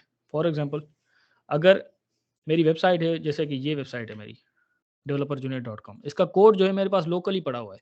इसको मैं अगर चेंज करता हूँ कोड को, तो मुझे पूरा मेथड अलग-अलग से कोड को पहले गिटहब पर रखना पड़ेगा, गिटहब से फिर उसको मेरे को बिल्ड बना के और मुझे जाके होस्टिंग सर्वर में जाके उसको कॉपी पेस्ट करना होगा। उसके बाद जो होस्टिंग पर पहले से कोड पड़ा हुआ है उसको रिमूव करना होगा। उसके बाद अपना कोड ऐड करना होगा, उसके बाद पब्लिश करना होगा। उसके बाद जाके आप, अगर मैंने कोई भी चीज़ चेंज की है, for example I am Haris या कुछ भी यहाँ पर मैंने लिखा है, तो वो तभी जाके यहाँ पर शो होगा। तो ये कितना मुझे इस पे टाइम लगेगा। पर अगर मुझे डेवऑप्स आता है और मैंने कोई भी डेवऑप्स का टूल यूज़ कर लिया है, फॉर एग्जांपल नेटलीफाई, नेटलीफाई के साथ मैंने अगर CI/CD इंटीग्रेट कर दिया है, तो मैं क्या करूँगा, सिंपल कोड में चेंजेस करूँगा और वहाँ पर लिखूँगा गिट पुश, और वो पहले गिटहब पर खुद ही खुद जाएगा, मुझे कुछ करने की ज़रूरत नहीं है। उसके बाद गिटहब पर बिल्ड बनेगा, उसका कोड चलेगा, उसके बाद नेटलीफाई पर कोड जाएगा और वहाँ पर अपडेट हो जाएगा पूरा। तो फिर मैं देखूँगा कि यहाँ पर 5 मिनट्स में या जितना भी टाइम उसको लगता है, यहाँ पर ये चीज़ अपडेट हो जाएगी, मेरा टाइम बच जाएगा। तो ये इसको कहते हैं हम डेवऑप्स। तो ये हो गया CI/CD। इसके बहुत सारे टूल्स होते हैं। टेस्टिंग का जैसे मैंने आपको टूल टूल बताया, तो वो साइप्रस का, तो वो भी आप सीख सकते हैं। और ये जेंकिन्स का टूल है, और डेवऑप्स के टूल्स हैं जैसे कि जीरा हो गया, उससे आप प्रोजेक्ट मैनेजमेंट कर सकते हैं। ट्रेलो बोर्ड्स होते हैं, वो यूज़ होते हैं। तो ऐसे बहुत सारी चीज़ें। तो ये आप समझ गए कि CI/CD क्या होता है। उसके अलावा hosting websites on cPanel, shared hosting, ये काफ़ी लोगों को आती हैं, पर ये फिर भी नाइस टू हैव स्किल है। होस्टिंग वेबसाइट ऑन cPanel मतलब cPanel एक शेयर्ड होस्टिंग होती है, वहाँ पर आपको होस्ट करनी वेबसाइट आनी चाहिए। फॉर एग्जांपल कोई भी बंदा कहता है कि मेरे पास .com का डोमेन है और मुझे अपनी वेबसाइट इस पर लाइव चाहिए और मुझे वो आप करके दो, तो वो अगर आपको आती है तो एक आपका अच्छी चीज़ है आपके लिए, आपके पोर्टफोलियो में होनी चाहिए कि मुझे cPanel पर होस्टिंग करनी भी आती है। उसके अलावा मैंने आपको प्रोजेक्ट मैनेजमेंट टूल्स का बताया। प्रोजेक्ट मैनेजमेंट के टूल्स आने चाहिए आपको। फॉर एग्जांपल जैसे जीरा है, जीरा में आपको बोर्ड्स मिल जाते हैं बेसिकली कि ये अभी इन प्रोग्रेस है, ये मुझे करना है, तो वो आप सारा वहाँ पर ट्रैक कर सकते हैं अपने प्रोजेक्ट को, और आपके प्रोजेक्ट मैनेजर्स वगैरह वहाँ उसको देख सकते हैं। उसके अलावा टाइप स्क्रिप्ट है। टाइप स्क्रिप्ट क्या है? जैसे जावा स्क्रिप्ट है ना, टाइप स्क्रिप्ट क्या है कि जावा अगर आपने पढ़ी हो या C++ पढ़ी हो, जो कि यूनिवर्सिटी के स्टूडेंट्स हैं उन्होंने तो लाजमी पढ़ी होगी, क्योंकि हमें तकरीबन सारी चीज़ें पढ़ाते हैं यूनिवर्सिटी वाले। मैंने तो असेंबली लैंग्वेज भी पढ़ी है हालांकि वो बहुत पुरानी चीज़ें और अभी यूज़ भी नहीं होती। तो टाइप स्क्रिप्ट क्या होती है कि जावा स्क्रिप्ट जैसे है ना, उसको आप टाइप चेकिंग अगर दे दें, फॉर एग्जांपल जैसे हम C++ में कोई वेरिएबल बनाते थे, कैसे बनाते थे? अगर मुझे याद ना हो तो I am sorry for that, पर उसका पहले हम टाइप देते थे। For example int a is equal to something, int a is equal to 1, int b is equal to 3, या string a is equal to 1। तो उसका पहले हम टाइप बताते थे कि इस टाइप का वेरिएबल इसमें स्टोर होने जा रहा है और इसके अलावा कोई भी वेरिएबल इसमें स्टोर नहीं हो सकता, ठीक है। तो जावास्क्रिप्ट में क्या होता है कि कोई भी टाइप वाला सीन नहीं होता बाय डिफ़ॉल्ट। अगर आपने जावास्क्रिप्ट में लिखा है where A is equal to Junaid, तो उसमें आप आगे जाके नंबर भी डाल सकते हैं। तो जावास्क्रिप्ट में टाइप चेकिंग का कोई सीन नहीं है। इसके लिए एक और लैंग्वेज बनाएगी टाइपस्क्रिप्ट। उसमें मतलब जावास्क्रिप्ट के साथ टाइप चेकिंग का भी वो जो है मैकेनिज्म लगाया गया, ताकि एरर्स ना आए ज़्यादा से ज़्यादा। फॉर एग्जांपल अगर आपने कोई एपीआई बनाई है जावास्क्रिप्ट को यूज़ करके और उसमें किसी ने स्ट्रिंग की जगह नंबर भेज दिया, तो आपका पूरा कोड तो क्रैश कर जाएगा।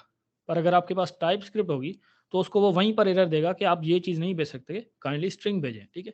तो इसीलिए टाइपस्क्रिप्ट यूज़ होती है, और ये भी एक नाइस टू हैव स्किल है। चक्रा यूआई, ये मैंने आपको बताया, जैसे कि मटेरियल यूआई वगैरह है। डिज़ाइन फ्रेमवर्क्स हैं, जितने ज़्यादा आपको आएंगे उतना बेहतर है। उसके अलावा नेक्स्ट जेएस है। नेक्स्ट जेएस क्या है? जैसे कि मैंने आपको बताया कि रिएक्ट जेएस जो है जावास्क्रिप्ट का फ्रेमवर्क है, मतलब जावास्क्रिप्ट को ईजी करके उन्होंने रिएक्ट जेएस बनाया हुआ है कि मतलब आप इजीली जावास्क्रिप्ट को यूज़ कर सकें। ऐसे ही रिएक्ट का फ्रेमवर्क है नेक्स्ट जेएस, मतलब वो रिएक्ट से भी आगे की चीज़ है कि मतलब आप रिएक्ट का जो कोड है वो और ईज़ी करके और आपको नेक्स्ट जेएस में सारी चीज़ें उन्होंने प्रोवाइड कर दी हैं। तो ये भी एक ऐसी स्किल है जो कि कम लोगों को आती है। मतलब आप जो भी ये सारी चीज़ें सीखते जाएँगे तो आप क्राउड से अलग होते जाएँगे। ठीक है? किसी बंदे को इनमें से 1 आती होगी, किसी को 2 आती होगी, पर अगर आपको सब आती हैं तो आप समझ लें कि आप कौन से उस टॉप वाले परसेंटेज में आ जाएँगे इंशाल्लाह। आपके चांसेस बेसिकली बढ़ जाएँगे। और डिपेंड करता है कि आपकी स्किल, आपका पोर्टफोलियो और भी बहुत सारी चीज़ें हैं, वो भी आगे मैं डिस्कस करूँगा। उसके अलावा अच्छा टाइम बहुत हो गया है, थोड़ा स्पीड बढ़ाते हैं। वर्सल, वर्सल क्या होता है? यहाँ पर आप जैसे रिएक्ट जेएस की वेबसाइट ज़्यादातर नेटलिफाई पर लोग डिप्लॉय करते हैं, ऐसे ही नेक्स्ट जेएस की जो वेबसाइट है, वो वर्सल पर डिप्लॉय होती है। पीडब्ल्यूए अगर आप सीख लेते हैं, इसको कहते हैं प्रोग्रेसिव वेब ऐप। मतलब ऐसी वेब एप्लीकेशन जो कि आपको मोबाइल में ऐसे फ़ील हो कि वो कोई मोबाइल ऐप है और हालाँकि होती वो वेबसाइट है। आपको फ़ील होगा कि वो मोबाइल ऐप है, ठीक है? तो उसको हम कहते हैं प्रोग्रेसिव वेब ऐप। मतलब वो ऑफ़लाइन भी वर्क कर पाएगी कभी-कभी और उसका आप होम स्क्रीन पर आइकॉन भी रख सकते हैं। उसमें आप पुश नोटिफ़िकेशंस भी ऐड कर सकते हैं। तो ये सारी चीज़ें वेबसाइट में अगर आप कर पाएँ तो उसको आप कहते हैं पीडब्ल्यूए आप बना सकते हैं, ठीक है? अभी इसकी बहुत सारी जैसे कि कैनवा है, कैनवा एक पीडब्ल्यूए है। इसको अगर आप फ़ोन पर भी यूज़ करेंगे आपको ऐसा फ़ील होगा कि आप कोई ऐप यूज़ कर रहे हैं। हालाँकि वो एक ब्राउज़र में चल रही होती है, ठीक है? टेलविंड सीएसएस मैंने आपको बताया, मटीरियलाइज़ सीएसएस, बल्मा सीएसएस, ये सारे सीएसएस के फ्रेमवर्क्स हैं, ठीक है? Google maps API Google maps API अगर आपको आती है, तो भी आप क्राउड से थोड़ा अलग हो जाते हैं। क्योंकि मतलब आप गूगल मैप्स इंटीग्रेट कर पाएँगे अपनी वेबसाइट में। मिराज जेएस एक मॉकिंग सर्वर मिराज जेएस क्या है कि एक मॉकिंग सर्वर है फॉर एग्जांपल अगर आपके पास बैकएंड नहीं है, तो मिराज जेएस अगर आपको आता है, फ्रंट एंड में आप इंटीग्रेट करके और पूरा मॉक करके उसको पूरा बैकएंड एक बना सकते हैं। और उससे आपका ईज़ी होगा, आपको बैकएंड अगर आपके पास नहीं भी है, तो आप बैकएंड के टास्क परफ़ॉर्म कर पाएँगे, ऐड, अपडेट, डिलीट और रीड वगैरह, ठीक है?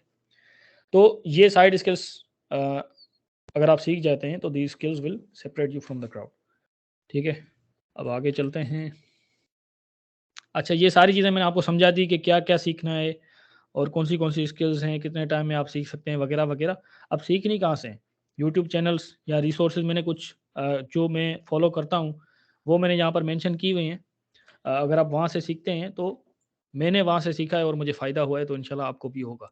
ठीक है? तो ये कुछ चैनल्स हैं यूट्यूब चैनल जो मैं फ़ॉलो करता हूँ, अभी तक करता हूँ अभी तक क्योंकि मैं सीखता रहता हूँ और मैं तब से सीखता आ रहा हूँ। तब से मतलब इतना पुराना भी नहीं हूँ। तब से मतलब यूनिवर्सिटी के फाइनल ईयर से शायद 2020 से, ठीक है? 2020 से। तो पेना क्लाउड बूट कैम्प एक चैनल है, Net Ninja, Traversy Media, Dev Ed, JavaScript Mastery, Code with Harry, Design Course, Ali Abdaal, Fireship, free code camp, Tailwind Labs, James Q Quick, Web develop simplified और सोनी सांगा, ठीक है? Not promoting but if you want I have a channel as well. अच्छा मैं अपना channel promote नहीं कर रहा यहाँ पर अगर आप देखना चाहें तो मैं यूट्यूब पर भी कभी-कभी वीडियोज़ बनाता हूँ क्योंकि टाइम का बहुत इश्यू होता है। अभी मैं क्योंकि ऑर्गेनाइज़ेशन में काम कर रहा हूँ और साइड से और बहुत सारी चीज़ें भी चल रही हैं, कोर्सेज़ वगैरह।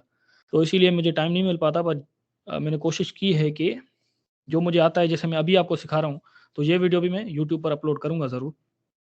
तो इसी तरह से मैंने बहुत सारी वीडियोज़ बनाई हुई हैं और मैं आहिस्ता-आहिस्ता यूट्यूब की तरफ भी आ रहा हूँ। तो मेरा भी एक चैनल है डेवलपर जुनैद के नाम से, अगर आप लिखेंगे तो आपको मिल जाएगा, ठीक है? तो ये रिसोर्सेज़ हैं कुछ। अच्छा आपको सीखना कैसे है? सीखने की स्ट्रैटेजी क्या होनी चाहिए? जैसे भाई ने एक सवाल किया था कि मैं ट्यूटोरियल हेल में फँस जाता हूँ। तो ये सारी चीज़ें मेरे साथ भी हुई हुई हैं, ठीक है? मैं भी इन चीज़ों से गुज़रा हुआ हूँ। अच्छा आपको कैसे सीखना है कि आपको प्रोजेक्ट बेस्ड लर्निंग करनी है, ठीक है? अ, अभी टेक्नोलॉजी में जो लोग आगे हैं वो भी यही कहते हैं। जैसे माइक्रोसॉफ्ट के कुछ लोग हैं, गूगल के जीडीई वगैरह हैं। तो वो कहते हैं कि प्रोजेक्ट बेस्ड लर्निंग सबसे ज़्यादा आपको फ़ायदा देगी। जो भी वेब डेवलपर हैं बड़े-बड़े चैनल्स, यूट्यूब चैनल्स के भी, तो वो भी यही कहते हैं कि प्रोजेक्ट बेस्ड लर्निंग करो और मैंने भी प्रोजेक्ट बेस्ड लर्निंग से जितना सीखा है, उतना वैसे थ्योरी से नहीं सीखा, ठीक है? हालाँकि अभी हम थ्योरी कर रहे हैं सारी, क्योंकि मैं आपको गाइड कर रहा हूँ अभी कि आपको कैसे-कैसे और कहाँ से क्या-क्या सीखना है, ठीक है? प्रोजेक्ट बेस्ड लर्निंग क्या होती है कि आप प्रोजेक्ट्स बना-बना कर सीखें। फॉर एग्ज़ाम्पल मैं आपको अगर कहता हूँ अभी कि मैं आपको अब आज एक वेबसाइट बनवाऊँगा जिसमें ये कैनवा की पूरी एप्लीकेशन मैं आपको बनवाऊँगा, ठीक है? और इसके साथ मैं आपको ये भी सिखाऊँगा कि वेब डेवलपमेंट होती क्या है, एचटीएमएल क्या होती है, सीएसएस क्या होती है, जावास्क्रिप्ट क्या होती है और इस सबको यूज़ करके हम ये चीज़ बनाएँगे। तो इसको हम कहते हैं प्रोजेक्ट बेस्ड लर्निंग। अब मैं क्या करूँगा, आपको सिखा रहा हूँगा कि फॉर एग्जांपल हम HTML का कोड लिखेंगे, पहले हम बॉडी लिखेंगे, उसके बाद हेड टैग लिखेंगे और उसमें अब अगर हम कुछ ऐड करते हैं वो यहाँ पर आ जाएगा, MSA प्रेजेंटेशन वगैरह। और अगर हम जो है H1 लिखकर कुछ लिखते हैं फॉर एग्जांपल, वो यहाँ पर लिख कर आ जाएगा। तो मैं आपको करके भी दिखा रहा हूँ और आपके सामने वो आउटपुट भी शो हो रहा होगा। तो इसको हम कहते हैं प्रोजेक्ट बेस्ड लर्निंग, कि आपका प्रोजेक्ट भी बनता जाएगा और आप सीखते भी जाएंगे, ठीक है। For example at the end जब आपकी वीडियो कंप्लीट होगी तो आप उसके साथ साथ आप भी खुद भी कोडिंग कर रहे होंगे, ठीक है। तो कोडिंग कर करके आप जो सीखेंगे ना, वो आप वैसे नहीं सीखेंगे थ्योरी से। फॉर एग्जांपल मैं कोर्स कर रहा हूँ जो कि 5 घंटे की वीडियो है और जो मुझे सिर्फ ये बताएगी कि HTML क्या होती है, CSS क्या होती है और जावास्क्रिप्ट क्या होती है और ये प्रोजेक्ट बनते कैसे हैं, बस सिर्फ थ्योरी उसमें होगी और कोई भी कोडिंग नहीं होगी, तो उससे आप बहुत कम सीखेंगे। तो आपको इस तरह से सीखना है, ठीक है। जितने ज़्यादा प्रोजेक्ट्स बनाएंगे उतना ज़्यादा आप सीखेंगे, क्योंकि जो भी प्रोजेक्ट बना रहा होता है, आजकल वीडियोस बहुत सारी ज़्यादा हो गई हैं ऐसी प्रोजेक्ट बेस्ड लर्निंग की, मैं खुद भी बनाता हूँ, जिसमें वो जो डेवलपर होता है वो बता रहा होता है आपको कि ये मैंने लिखा तो इससे ये हुआ, ये मैंने लिखा तो इससे ये हुआ। वेब वेब डेवलपमेंट और कुछ भी नहीं है, सिंपल ये है कि अगर आप ये लिखेंगे तो उससे ये होगा। ये है वेब डेवलपमेंट सिंपली, ठीक है। फॉर एग्जाम्पल अगर मैं लिखता हूँ H1 होम, तो यहाँ पर होम H1 आ जाएगा, ठीक है। तो ये सिंपली वेब डेवलपमेंट है, ठीक है। उसके अलावा लेटेस्ट ट्रेंड्स एंड टेक्नोलॉजीज़। अच्छा देखता हूँ कि मैंने आगे लिखे हुए हैं। जी मैंने लिखे हुए हैं। अच्छा ये कुछ चीज़ें हैं जो आजकल कैचवर्ड्स वगैरह हैं और चीज़ें वेब डेवलपमेंट में आ रही हैं नई नई। Blockchain with web development use हो रही है आजकल। ब्लॉकचेन क्या होती है? अच्छा ब्लॉकचेन डेवलपर, वैसे मैं कोर ब्लॉकचेन डेवलपर नहीं हूँ जो कि पूरी चेन्स बनाते हैं, और जैसे कि इथीरियम वगैरह की चेन है या सोलाना की है या और बहुत सारी है। ब्लॉकचेन मतलब आपकी डिसेंट्रलाइजेशन की बेसिस पर जो टेक्नोलॉजी बनी हुई है उसको ब्लॉकचेन कहते हैं, ठीक है। ब्लॉक्स की फॉर्म में आपका जो भी डेटा है वो स्टोर्ड होता है उसमें, जैसे कि आपका डेटाबेस में डेटा स्टोर होता है, ऐसे ही आपका ब्लॉकचेन में ब्लॉक्स की फॉर्म में, डिसेंट्रलाइज फॉर्म में डेटा स्टोर होता है। डेटाबेस में तो आपका सेंट्रलाइज चीज़ होती है ना, उसमें डेटा सारा पड़ा होता है, वहाँ से ही आप ले रहे होते हैं। ब्लॉकचेन में ऐसा नहीं होता।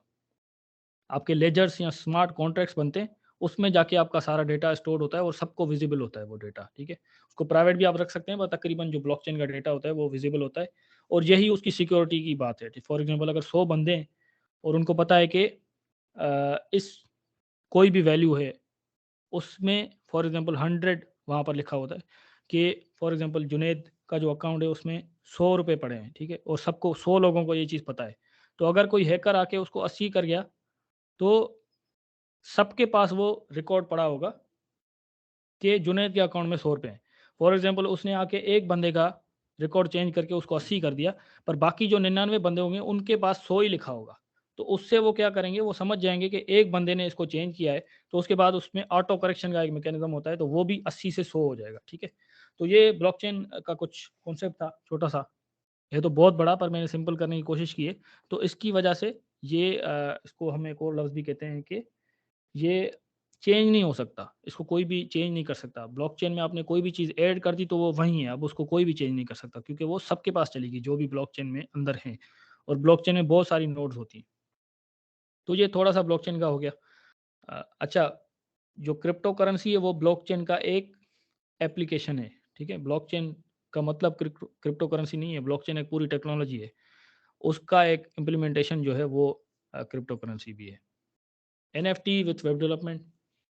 एनएफटी हम नॉन फंजिबल टोकन्स को कहते हैं। अभी तो बहुत सारी एनएफटीज़ वगैरह आ गई हैं, फॉर एग्जांपल ऐसी कोई चीज़ जिसको आप रिप्लेस ना कर पाएँ किसी और चीज़ से, तो उसको हम कहते हैं एनएफटी। तो वो भी वेब डेवलपमेंट में आप इंटीग्रेट कर सकते हैं। वेब 3.0 का कॉन्सेप्ट आ रहा है, मेटावर्स वगैरह का। तो आपने देखा होगा अभी बहुत सारी वेबसाइट्स हैं जो कि आपको पूरा एनवायरनमेंट देती हैं, जिसमें आपका पूरी वर्ल्ड होती है जिसको आप एक्सेस कर सकते हैं। तो वो ये मेटावर्स का कॉन्सेप्ट है, ऐसी कोई दुनिया जो कि आपकी ऑनलाइन हो सारी, जैसे कि रोब्लॉक्स गेम होती है। तो इस तरह की जो चीज़ें हैं वो मेटावर्स कहलाती हैं, ठीक है। तो उसको हम वेब 3.0 के कैटेगरी में डाल सकते हैं। जैसे कि मेटामास्क वॉलेट्स वगैरह आजकल इंटीग्रेट हो रही हैं, जिसके थ्रू आप अपनी क्रिप्टो करेंसी शेयर कर सकते हैं, तो ये भी वेब 3.0 में आती हैं। इसको भी आप वेब डेवलपमेंट के साथ यूज़ कर सकते हैं, ठीक है। वेब 3.js एक लाइब्रेरी है, उसको आप यूज़ करके रिएक्ट जेएस के साथ फिर आप वेब 3 की एप्लीकेशन भी बना सकते हैं। एनएफटी वाली वेबसाइट भी आप बना सकते हैं वेब 3 जेएस को यूज़ करते। और एक और लाइब्रेरी है ethers.js, वो भी आप यूज़ कर सकते हैं ब्लॉकचेन के लिए, ठीक है। तो वेबसाइट में आप वेब डेवलपमेंट में आप कोई भी चीज़ इंटीग्रेट कर सकते हैं। नेक्स्ट चीज़ मैंने आपको बताया ऐसे ही गेट्सबी जेएस भी होती है। गेट्सबी जेएस में एक कॉन्सेप्ट होता है स्टैटिक साइट जनरेशन का, बहुत फास्ट चीज़ होती है। तो नेक्स्ट जेएस का ही एक हिसाब से समझ लें कि एक कंपेटिटर है गेट्सबी जेएस। ये जेमस्टेक जो मैंने आपको बताया ना, तो उसमें गेट्सबी जेएस यूज़ होती है बेसिकली। ऐसे ही नेस्ट जेएस है, नेस्ट जेएस नोड जेएस का एक फ्रेमवर्क है, ठीक है। सर्वरलेस डेवलपमेंट का कॉन्सेप्ट है, अभी ट्रेंड चल रहे हैं जो। सर्वरलेस डेवलपमेंट का मतलब ये है कि ऐसी वेब डेवलपमेंट जिसमें आप फ्रंट एंड में ही जो है बैक एंड का कोड लिख सकते हैं, ठीक है। उसकी एक आपको सिंपल एक फंक्शन बनाना होता है, उसके अंदर आपको सारा कोड रखना होता है और उसके बाद उस फंक्शन को आप जैसे ही कॉल करेंगे तो वो बैक एंड वाली सारी फंक्शनैलिटी परफॉर्म करेगा, तो उसको हम सर्वरलेस डेवलपमेंट कहते हैं। और चैट जीपीटी, आजकल बहुत सारी चीज़ें आपने मीम्स वगैरह भी देखी होंगी चैट जीपीटी की, तो ये भी आप वेब डेवलपमेंट के साथ इंटीग्रेट कर सकते हैं। इनफैक्ट जो चैट जीपीटी है वो एक वेबसाइट ही है, वहाँ पर आप जाके लिखते हैं और आपको वो आंसर्स वगैरह दे रहा होता है। तो ये भी आप कर सकते हैं वेब डेवलपमेंट के साथ। तो अच्छा, फ्रीलांसिंग क्या होती है जल्दी से कर लेते हैं क्योंकि बहुत टाइम हमें हो गया है, मेरे ख्याल से 1.5 घंटा तो हो गया हमें, ठीक है। फ्रीलांसिंग क्या होती है कि working and earning online. Simply आप घर बैठकर काम करें, घर बैठकर भी नहीं कहूँगा, आप कहीं पर भी बैठकर काम करें। सिंपल अगर आप ऑनलाइन काम करते हैं तो उसको हम कहेंगे फ्रीलांसिंग कर रहे हैं आप, ठीक है। जैसे मैं अभी घर बैठा हुआ हूँ अपने, तो मैं यहाँ से ही काम करता हूँ, यही मेरा होम ऑफिस है, तो मैं एक फ्रीलांसर हूँ, ठीक है। और फ्रीलांसिंग जैसे कि ये फाइवर का मेरा अकाउंट बना हुआ है, ठीक है। आप फ्रीलांसिंग कहाँ पर करते हैं? किसी फ्रीलांस मार्केट प्लेस पर करते हैं। इसको हम कहते हैं फ्रीलांस मार्केट प्लेस, जहाँ पर आप जाके अपना अकाउंट बनाते हैं। फॉर एग्जांपल अगर आप अपनी मेरे को यहाँ पर अगर ऑप्शन आ जाए मेरे पास पब्लिक प्रोफाइल का, तो मैं आपको दिखा दूँ।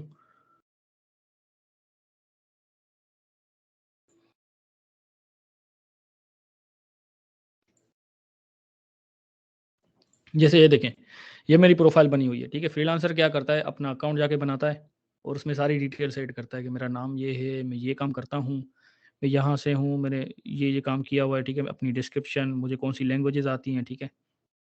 ये सारी चीज़ें आप ऐड करते हैं और उसके अगर आप फाइवर पर काम कर रहे हैं तो आप जाके अपनी गिग बनाएंगे। गिग मतलब इस चीज़ को हम गिग कहते हैं। एक बेसिकली आप टेम्पलेट बनाएंगे जिसमें आप लिखेंगे कि मैं $100 में या कोई भी आपका जो रेट है उसमें आपके साथ में आपको ये काम करके दूंगा। अब वो क्लाइंट आएगा आपका, इसको आके ओपन करेगा, देखेगा कि आप क्या काम करते हैं, ठीक है। आपको देखेगा कौन से प्रोजेक्ट्स पहले से आपने बनाए हुए हैं, ठीक है। यहाँ पर आप उसकी थंबनेल ऐड कर सकते हैं और अगर आप किसी के साथ काम करते हैं तो वो भी यहाँ पर शो हो रहे होंगे, ठीक है। आपकी यहाँ पर देखेगा कि आप कितने डॉलर्स लेते हैं, किस चीज़ों के, आप क्या-क्या इसमें करके देंगे, ठीक है। स्टैंडर्ड, प्रीमियम सारी गिग्स आपकी देखेगा। उसके बाद वो आपको कॉन्टैक्ट कर सकता है, ठीक है। ये आपकी सारी पड़ेगा कि आप इस गिग में क्या-क्या इसको सर्विसेज़ प्रोवाइड करेंगे, ठीक है। और आपके वो देख सकता है कि रिव्यूज़ क्या हैं आपके, ठीक है। फॉर एग्ज़ाम्पल अगर आप फ्रीलांसिंग में किसी के साथ भी काम करते हैं तो आपके वो रिव्यू लीव करके चला जाता है, ठीक है, आपके पास।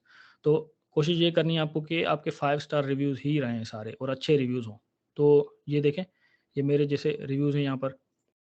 तो ये फ्रीलांसिंग होती है बेसिकली। आप ऑनलाइन काम करते हैं। अब ये मैंने एक प्लेटफ़ॉर्म खोला है, अपवर्क पर भी आप कर सकते हैं, फ्रीलांसर.com पर भी कर सकते हैं, टॉपटेल.com पर भी कर सकते हैं, peopleperar.com पर भी कर सकते हैं। बहुत सारी वेबसाइट्स हैं और अभी सर हिशाम सरवर में जो प्लेटफ़ॉर्म ओपन किया है वर्कचेस्ट.com, तो वहाँ पर भी आप कर सकते हैं। बहुत सारी चीज़ें। अगर आप फेसबुक और लिंक्डइन से भी क्लाइंट उठाकर काम कर रहे हैं ना, तो भी आप फ्रीलांसिंग कर रहे हैं, ठीक है। बेसिकली अगर आप ऑनलाइन काम कर रहे हैं तो आप फ्रीलांसर हैं, ठीक है। आगे चलते हैं थोड़ा-सा और प्रीरेक्विजिट्स कुछ हैं फ्रीलांसिंग करने से पहले आपको इन चीज़ों का ख्याल रखना होगा और ये चीज़ें आपको आनी चाहिए, ठीक है। आपके पास रेलेवेंट स्किल्स होनी चाहिए। आप जो भी काम फ्रीलांसिंग में करने जा रहे हैं, वो स्किल्स आपके पास पहले से होनी चाहिए, उसके बाद आप जाएँ, ठीक है। फॉर एग्ज़ाम्पल अगर आप ऐसे ही जाके अकाउंट आपने बना लिया, बहुत सारे लोग बना लेते हैं, तो आपको काम तो आएगा ही नहीं। आपके पास फॉर एग्ज़ाम्पल अगर काम भी आ भी गया, किसी ने आपको कहा कि मुझे वेबसाइट बना के दो जिसमें फॉर एग्ज़ाम्पल जो कि कैनवा की तरह हो, जिसमें ये फंक्शनैलिटीज़ हो, आपने कहा ठीक है मैं आपको बना के देता हूँ। उसने ऑर्डर शुरू कर लिया, आपने काम करना शुरू कर लिया, आपको वो करना आता नहीं है और आपने हाँ कर दी।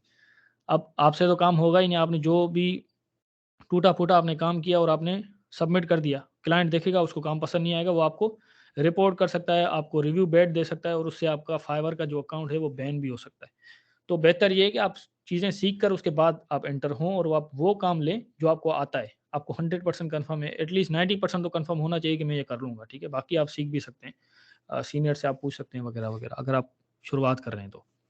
उसके अलावा आपके पोर्टफोलियो में प्रोजेक्ट्स होने चाहिए, मतलब आपका काम पहले से हुआ हुआ होना चाहिए। और वो कैसे होगा, मैंने आपको बताया था कि अगर आप प्रोजेक्ट बेस्ड लर्निंग करेंगे तो आपके प्रोजेक्ट्स बहुत सारे बने हुए होंगे। और मैंने आपको ये भी कहा था कि 20 प्रोजेक्ट कम से कम भी आपके होने चाहिए एक टेक्नोलॉजी को लेकर, ठीक है। तो अगर आपने 5 सीखी हैं तो आपके 100 प्रोजेक्ट्स होंगे। तो वो जब क्लाइंट देखेगा तो समझेगा कि इस बंदे को काम आता है। जैसे फॉर एग्जांपल मेरे यहाँ पर प्रोजेक्ट्स बने हुए हैं, ठीक है। ये मैंने बनाई है वेबसाइट, ये बनाई है, ये बनाई, ऐसे आपको भी अपना पोर्टफोलियो बनाना होगा और उसमें आपके प्रोजेक्ट्स आपको रखने होंगे। तो क्लाइंट, क्योंकि इससे ट्रस्ट बिल्ड होता है, इससे क्लाइंट देखता है कि हाँ, इस बंदे का काम हुआ हुआ है पहले से और ये मेरा काम भी कर पाएगा। अगर बेहतर ये है कि उसको अगर सिमिलर एप्लीकेशन दिख गई, फॉर एग्जांपल अगर वो रेस्टोरेंट की वेबसाइट बनाना चाह रहा है और उसने आके देख लिया कि हाँ, इसकी रेस्टोरेंट की वेबसाइट इसने बनाई हुई है, अगर अगर ये उसको पसंद भी आती है तो वो आपको काम देगा, बहुत मोस्ट लाइकली आपको वो काम दे देगा। अच्छा, read and understand English well. अच्छा, क्योंकि अगर आप सिंधी है तो आप सिंधी के साथ तो काम नहीं कर रहे, या अगर आप फ्रीलांसर हैं तो ऑब्वियसली आप इंटरनेशनल क्लाइंट्स के साथ काम कर रहे हैं और उनको आपकी उर्दू या सिंधी समझ नहीं आएगी और वो इंग्लिश समझते हैं, तो आपको भी इंग्लिश आनी चाहिए, क्योंकि आप उससे ही उनके साथ कम्युनिकेट कर पाएंगे। तो बेहतर ये है कि आपको read and understand English well, English आपको समझ आनी चाहिए और जो है आपको बोलनी भी आनी चाहिए, ठीक है। बोलनी नहीं तो एटलीस्ट लिखनी तो आनी चाहिए, ठीक है, ताकि आप उसको रिप्लाई तो कर पाए ना। तो ये चीज़ बहुत इंपॉर्टेंट है। बहुत सारे लोग हैं जो फ्रीलांसिंग में आ जाते हैं, उनकी इंग्लिश अच्छी नहीं होती, तो उसके लिए वो जो क्लाइंट्स हैं उनको ऑर्डर नहीं देते और एक अनप्रोफेशनल सा वो जो है उसमें आती है फीलिंग। तो इसके लिए भी उनको जो है प्रोजेक्ट्स नहीं मिल रहे होते। तो ये चीज़ भी आपकी होनी चाहिए। इंग्लिश को आप, बहुत सारे तरीके हैं। अगर आपको रिटन इंग्लिश अच्छी करनी है तो आप लिखें ज़्यादा से ज़्यादा, ब्लॉग्स लिखें वगैरह वगैरह। अगर आपको रीडिंग अच्छी करनी है तो आप बुक्स पढ़ें। अगर आपको लिसनिंग अच्छी करनी है तो आप बातें करें लोगों से। पर यहाँ पर मेरे ख्याल से कुछ लोग हैं जो इंग्लिश में बात करते हैं, तो उनसे आप बात करें, आपके फ्रेंड्स कोलीग्स वगैरह हैं। अगर आप नहीं करते तो आप मूवीज़ देखें, इंग्लिश मूवीज़, डॉक्यूमेंट्रीज़ देखें, उससे भी आपकी इंग्लिश इंप्रूव होगी। और ये सारी चीज़ें, ठीक है। लिसनिंग और अंडरस्टैंडिंग आपकी मूवी से भी अच्छी हो जाएगी। उसके अलावा कम्युनिकेशन या प्रेजेंटेशन स्किल्स, क्योंकि कोई भी आपके पास क्लाइंट आएगा तो आपके पास कम्युनिकेशन स्किल्स होनी चाहिए, ताकि आप उसको ये कन्विंस कर पाएँ कि मैं आपका काम कर सकता हूँ, ठीक है। आप उसको पूरा एक्सप्लेन कर पाएँ कि मैंने ये काम किया हुआ है, मैंने ये काम किया हुआ है। क्या पता कभी आपको वो वीडियो कॉल पर भी बुला ले, कभी आपको कॉल पर ले ले, तो आप उसको एक्सप्लेन कर पाएँ कि, या अगर आप टेक्स्ट में भी लिख रहे हैं तो उसको भी हम कम्युनिकेशन स्किल्स ही कहते हैं, कि आप कैसे दूसरे को कन्विंस कर सकते हैं कि मैं आपका काम कर सकता हूँ, ठीक है। तो प्रेजेंटेशन स्किल्स भी आपकी होनी चाहिए, क्योंकि आप जैसा अपने आप को प्रेजेंट करेंगे तो वो आपका जो इंप्रेशन है वो ऐसे ही बनेगा जैसे आप खुद को प्रेजेंट करते हैं या कैरी करते हैं, ठीक है। तो बेहतर ये है कि आपकी कम्युनिकेशन प्रेजेंटेशन स्किल्स अच्छी हों। ये कहाँ से आप सीख सकते हैं? अ, मैंने सर हिशाम सरवर से सीखी हैं। सर हिशाम सरवर का पूरा कोर्स है फ्रीलांसिंग पर, वो आप फॉलो करें, बहुत अच्छा कोर्स है। डिजी स्किल पर भी उनका कोर्स है। और भी बहुत सारे हैं, जैसे कि लेट्स लेट्स अनकवर एक चैनल है, वहाँ पर उनका मुझे नाम भूल रहा है, शोभान पता नहीं ऐसा करके कुछ नाम है। तो वो भी बहुत अच्छी फ्रीलांसिंग वगैरह सिखा रही हैं, तो वहाँ से भी आप ये चीज़ें सीख सकते हैं। उसके बाद पेशेंस बहुत इंपॉर्टेंट स्किल है, क्योंकि शुरू में ऑर्डर नहीं आ रहे होते, तो कुछ लोग कह रहे होते हैं कि 5 दिन में, 1 हफ्ते में मुझे ऑर्डर नहीं आया, अब मैं फ्रीलांसिंग नहीं करूँगा कभी भी। तो पेशेंस आपको होना चाहिए, बहुत ज़रूरी है। मैं भी जब एंटर हुआ था, तो मैं ये सोच कर ही हुआ था, अगर 1 महीने 2 महीने तक भी मुझे ऑर्डर नहीं आया, कोई बात नहीं, मैं आई विल वेट। क्योंकि मुझे पता है कि जैसे ही मेरा पहला ऑर्डर आ गया, उसका मैंने काम अच्छा कर दिया और रिव्यू अच्छा मिल गया, तो उसके बाद तो ऑर्डर ही आने हैं मेरे पास, क्योंकि लोग रिव्यू देखकर पीछे आते हैं। बहुत कम लोग होते हैं जो कि अगर आपको ऑर्डर उन्होंने दे दिया, तो पहला ऑर्डर आपको वो दें। तकरीबन लोग रिव्यू वालों को ही ऑर्डर देते हैं। ऑफ कोर्स आपको पैसे कम मिलेंगे, पर आपके पास अगर रिव्यू आ गया, तो उसके बाद आपका काम बहुत आएगा आपके पास। मेरे पास 3 दिन में ऑर्डर आया था पहला, जब मैंने प्रोफ़ाइल बनाई थी, ठीक है। तो बहुत लोगों को 3 महीने में भी नहीं आता ऑर्डर, किसी को 1 दिन में भी आ जाता है, ठीक है। तो ये डिपेंड करता है। अच्छा, उसके अलावा आपकी फ्लेक्सिबिलिटी एंड लर्निंग एटीट्यूड होना चाहिए, ठीक है। आपका सीखने का एटीट्यूड होना चाहिए। ऐसा नहीं कि फॉर एग्ज़ाम्पल आपने कुछ चीज़ें सीखी हैं और आप कह रहे हैं कि इन चीज़ों से रिलेटेड मेरे पास प्रोजेक्ट आया तो ठीक है, वरना मैं काम ही नहीं करूँगा, ठीक है। फ्रीलांसिंग में ये होता है कि आपको 1000 चीज़ें भी आती हैं ना, तो भी क्लाइंट वो 1001वीं जो चीज़ है ना, वो आपसे कहीं-कहीं पर डिमांड कर रहा होगा कि ये चीज़ भी इसमें लगाओ। फॉर एग्ज़ाम्पल अगर आपको सीएसएस के 2 फ्रेमवर्क्स आते हैं, तो वो आपको कहेगा कि तीसरा फ्रेमवर्क जो है ना, इसमें मुझे प्रोजेक्ट बना के दो। तो आप ये तो नहीं कहेंगे, बाकी सारी चीज़ें आपको आती हैं, ये नहीं आती, तो इसके लिए आप प्रोजेक्ट तो नहीं छोड़ेंगे ना, तो आप वो सीख लेंगे, ठीक है? तो आपका लर्निंग एटीट्यूड होना चाहिए। आप कंटीन्यूअसली चीज़ों को सीखते रहें। तो ये प्रीरेक्विजिट्स हैं कुछ फ्रीलांसिंग के। उसके बाद tips to succeed in freelancing, ये हमारी लास्ट स्लाइड है, ठीक है? इसके बाद प्रेजेंटेशन खत्म है आई गेस। अच्छा, कैसे आपको सक्सीड करना है? रिस्पॉन्ड क्विकली, जल्दी रिस्पॉन्ड करें, ऑनलाइन रहें, प्रोफेशनल प्रोफाइल इमेज, आपकी प्रोफाइल इमेज जो है प्रोफेशनल होनी चाहिए। आप मतलब हाथ फैला के शाहरुख खान की तरह ना खड़े हों अपनी प्रोफाइल में, या कुछ लोग चश्मा लगा के साइड पोज दे के खड़े होते हैं, और इस तरह की चीज़ें ना हो, ठीक है? तो आपकी प्रोफाइल जो है वो प्रोफेशनल होनी चाहिए, लगनी चाहिए, और सबको हम सबको पता है कि प्रोफेशनल प्रोफाइल इमेज क्या होती है। उसके अलावा आपकी गिग डिस्क्रिप्शन अच्छी होनी चाहिए, मतलब जैसे मेरी यहाँ पर लिखी हुई है, ठीक है?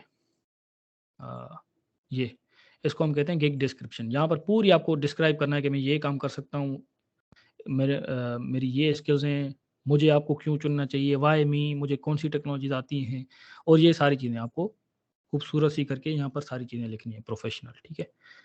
उसके अलावा good hourly rates, hourly rates जो है ना आपके, या जो भी आपके रेट्स हैं, वो ना ज़्यादा हो ना कम हो। आपको कैसे पता लगेगा कि ज़्यादा क्या है या कम क्या है? आप देखें कि जो लोग काम कर रहे हैं वो कितना रेट चार्ज कर रहे हैं। फॉर एग्ज़ाम्पल अगर कोई बंदा है वो अभी नया-नया आया है और उसका कुछ भी रिव्यू वगैरह कुछ भी नहीं है, और उसको ऑर्डर भी मिल रहे हैं, तो उसका मतलब वो सही चार्ज कर रहा है। तो आप कोशिश करेंगे उससे थोड़ा-सा कम या थोड़ा-सा ज़्यादा रख लें। बहुत कम भी नहीं रखना, बहुत ज़्यादा भी नहीं रखना।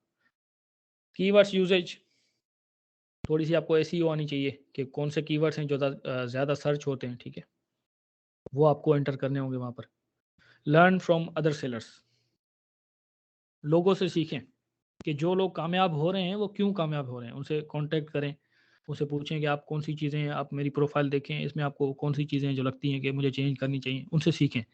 और उनकी डिस्क्रिप्शंस देखें कि उन्होंने कैसे लिखी है, उनको ऑर्डर मिल रहे हैं किसी को, दोनों की डिस्क्रिप्शन को कंपेयर करें कि इसको नहीं मिल रहे, उसको मिल रहे हैं, इसको क्यों मिल रहे हैं, उसको क्यों नहीं मिल रहे, तो इन चीज़ों से सीखें, ठीक है? तो उसके हिसाब से आप अपनी गिग को इम्प्रूव करें फिर। उसके अलावा पोर्टफोलियो आपका होना चाहिए। पोर्टफोलियो में आप ऐड करते जाएँ प्रोजेक्ट, सीखते जाएँ और ऐड करते जाएँ, ठीक है? गुड इंग्लिश, ये मैं आपको बता चुका हूँ। मार्केटिंग स्किल्स, ठीक है? कम्युनिकेशन स्किल्स, कन्विंसिंग स्किल्स, ये सारी चीज़ें होनी चाहिए। मैंने लिखा भी है, learn from sir Hisham Sarwar. और मीट डेडलाइन्स, अगर आपने कोई डेडलाइन दी है तो उसको मीट करेंगे, इतने टाइम में मैं कंप्लीट कर लूँगा, ठीक है? तो ये मेरे कुछ हैंडल्स हैं, कुछ लिंक्स हैं, मेरी यूज़र नेम्स हैं, इसके थ्रू आप मुझसे कॉन्टैक्ट कर सकते हैं। ये मेरी ऊपर वाली मेरी पोर्टफोलियो है, मैंने आपको दिखाया अभी। यहाँ पर कॉन्टैक्ट फॉर्म है, वहाँ से अगर आप ईमेल करेंगे तो मुझ तक पहुँच जाएगी यहाँ पर, ठीक है? और ये मेरा गिटहब की यूज़र नेम है स्लैश ये मेरा लिंक्डइन का है, ये फाइवर का है, ये फेसबुक पेज है, मेरा प्रोफाइल है, ट्विटर का हैंडल है, और ये यूट्यूब का चैनल है, ठीक है? अच्छा, ये सारी यहाँ आप सिंपली अगर आप सर्च भी करेंगे ना डेवलपर जुनैद गूगल पर, तो आपको मेरी सारी चीज़ें ये मिल भी जाएँगी, ठीक है? अगर मैं लिखता हूँ यहाँ पर, सॉरी, तो ये देखें मेरी पोर्टफोलियो आ रहा है, गिटहब आ रहा है, यूट्यूब आ रहा है, लिंक्डइन, फेसबुक, फाइवर सब आ रहे हैं, ठीक है? तो आप मुझे ऐसे अप्रोच कर सकते हैं और इंशाल्लाह मैं कोशिश करूँगा कि आपको जवाब भी दूँ। अच्छा, एक और चीज़ जो मैं बता रहा हूँ कि मैं एक सॉल्यूशन पर काम कर रहा हूँ, जो कि ये जो सारी चीज़ें मैंने आपको बताई ना, ये सीखें, वो सीखें। तो मैंने क्या किया है कि एक वीडियोज़ जो मैंने देखी हैं और कुछ वीडियोज़ मैंने ढूँढ-ढूँढ कर, वो सारा मैंने स्ट्रक्चर बनाया कि पहले आप ये वीडियोज़ देखें, उसके बाद ये देखें, उसके बाद ये देखें, ताकि आप ट्यूटोरियल हेल में ना फँसें, ठीक है? और प्रोजेक्ट बना कर वो सारी चीज़ें सीख जाएँ। मैं देखता हूँ अगर वो अपडेट हो गई है यहाँ पर, रन वेब अ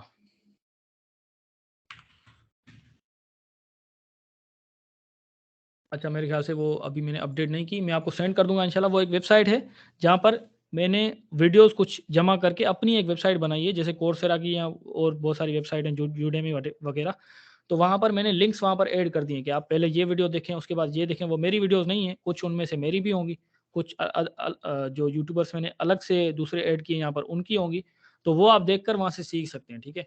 तो मैंने पूरा रोड मैप वहाँ पर बनाया हुआ है, तो कि आप ये देखेंगे तो आप इंशाल्लाह ये चीज़ें सीख जाएँगे, ठीक है? तो उसमें वीडियोज़ होंगी, फॉर एग्ज़ाम्पल अगर आप फुल स्टैक डेवलपमेंट सीख रहे हैं तो उसमें शायद 50 या 60 वीडियोज़ हों, तो वो आप पूरी देख लेंगे तो आप फुल स्टैक डेवलपर बन जाएंगे, ठीक है, क्योंकि मैंने भी वो देखी और मैं बन गया। तो ये सारी चीज़ें, ठीक है। और थैंक यू सो मच, ये था हमारा पूरा सेशन, यहाँ पर हम इसको ख़त्म करते हैं और आपके अगर कोई क्वेश्चंस हैं तो आप पूछ सकते हैं। ओके, सो Q&A से पहले मैंने अटेंडेंस फॉर्म चैट में शेयर किया है, तो काइंडली आप अटेंडेंस फॉर्म फिल कर दें, सर्टिफिकेट आपको इसी के थ्रू मिलेंगे। बाकी जिन्होंने अटेंडेंस फॉर्म फिल कर दिया है दैट्स ग्रेट, और बाकी अगर किसी को क्वेश्चन है आप जो है हैंड राइज करते हैं, I will unmute you and या। अटेंडेंस फॉर्म हसनैन भाई ने जैसे कहा कि शेयर हो गया है, आप वो काइंडली फिल कर दें। अगर आपको क्वेश्चन है तो आप हैंड रेज करें, तो आपको अनम्यूट किया जाएगा और आप क्वेश्चन कर लीजिएगा। कोशिश कीजिएगा कि छोटा सा रखें क्वेश्चन को, क्योंकि बहुत टाइम हो गया है। अस्सलाम वालेकुम सर। वालेकुम अस्सलाम वरहमतुल्लाह। Sir this is me Ayesha Ali. मेरा आपसे ये क्वेश्चन है कि आप जो है वो टीचिंग वगैरह कर रहे हैं या कोई हमें कोर्सेज वगैरह आप दें लर्निंग के लिए, तो हम आपसे सीखें। अच्छा, मैं टाइम का क्योंकि इशू होता है तो फिलहाल मैं टीचिंग मतलब किसी एज एन इंस्टीट्यूट वगैरह पे नहीं कर रहा। यूट्यूब चैनल मैंने बनाया हुआ है पर उसको भी मैं बहुत कम देखता हूँ। तो अभी मेरी बहुत सारी वीडियोस हैं यूट्यूब चैनल पर, मेरे ख्याल से 10 से 12 वीडियोस तो मैंने अपलोड कर दिए हैं फ्रॉम द स्टार्ट के HTML क्या होता है और CSS और जावास्क्रिप्ट, और प्रोजेक्ट मैंने 2-3 प्रोजेक्ट्स मैंने बनाए, जैसे फूड पांडा की वो पूरी वेबसाइट है वो पूरी मैंने अपनी वीडियोस में बनाई है। तो इस तरह की कुछ चीज़ें मैं कर रहा हूँ। यूट्यूब चैनल मेरा है तो उस पर मैं अपलोड करता रहता हूँ और कोशिश करूँगा कि मैं इंशाल्लाह इसको एक्टिवली देखता रहूँ यूट्यूब चैनल को। तो ये मेरा है प्रोग्राम, क्योंकि बहुत सारे लोग कह रहे हैं कि आप सिखाएँ।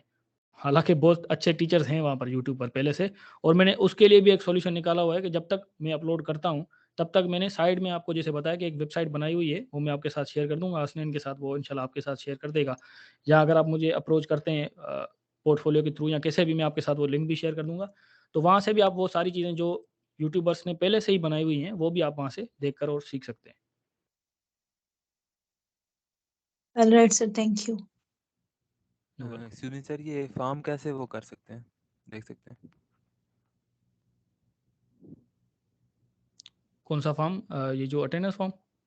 जी जी, attendance form. Attendance form chat में मैंने शेयर किया हुआ है, आप देख लें उसे। मैं वापस से रीशेयर कर देता हूँ। अच्छा जुनेद भाई, अगर आपके पास रिएक्ट नेटिव की कुछ नॉलेज हो तो काइंडली वो भी इन कंसाइज जो है आप शेयर कर दें, रिएक्ट नेटिव की। अच्छा देखें, मेरे ख्याल से 5 minutes left in your meeting का मुझे मैसेज आ रहा है, पता नहीं क्यों ऊपर से माइक्रोसॉफ्ट टीम का। अच्छा, रिएक्ट नेटिव ये है कि जैसे आप मोबाइल ऐप्स जो है ना वो रिएक्ट जेएस को यूज़ करते हुए बनाते हैं, उसको हम रिएक्ट नेटिव की जो है बेसिकली उसको हम कहते हैं कि रिएक्ट जो जैसे आप वेबसाइट बनाते हैं रिएक्ट को यूज़ करते हैं, रिएक्ट जेएस जो फ्रेमवर्क मैंने आपको बताया, ऐसे ही रिएक्ट नेटिव भी एक फ्रेमवर्क है जिसको यूज़ करते हुए सेम ही कॉन्सेप्ट्स हैं, उसके थ्रू आप मोबाइल ऐप भी बेसिकली बना सकते हैं। और वो मोबाइल ऐप ऐसी होगी जो आप आईफोन में iOS में भी यूज़ कर सकते हैं और एंड्रॉयड में भी यूज़ कर सकते हैं, ठीक है। तो ये रिएक्ट नेटिव होता है बेसिकली, और अच्छा, मुझे उसके भी लिए रिएक्ट नेटिव फ्रंट एंड आता है। और सेम ही यूज़ होता है, जी फ्रंट जी, एंड सेम ही तकरीबन यूज़ कॉन्सेप्ट होता है सेम जो है। हम। Okay, thank you. जैसे आप वेबसाइट बनाते हैं ऐसे ही आप मोबाइल ऐप बनाते हैं उसमें।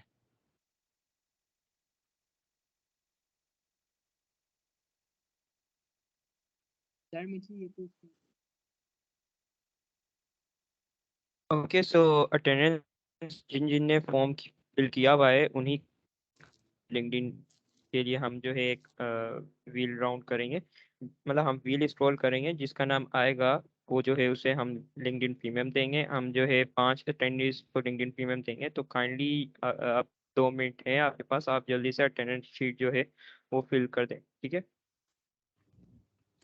सर ये अटेंडेंस शीट नहीं मिल रही।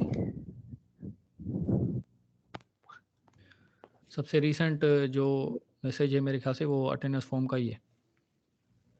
सर मेरा शायद नेट का इशू है, लेकिन इधर आ नहीं रहा।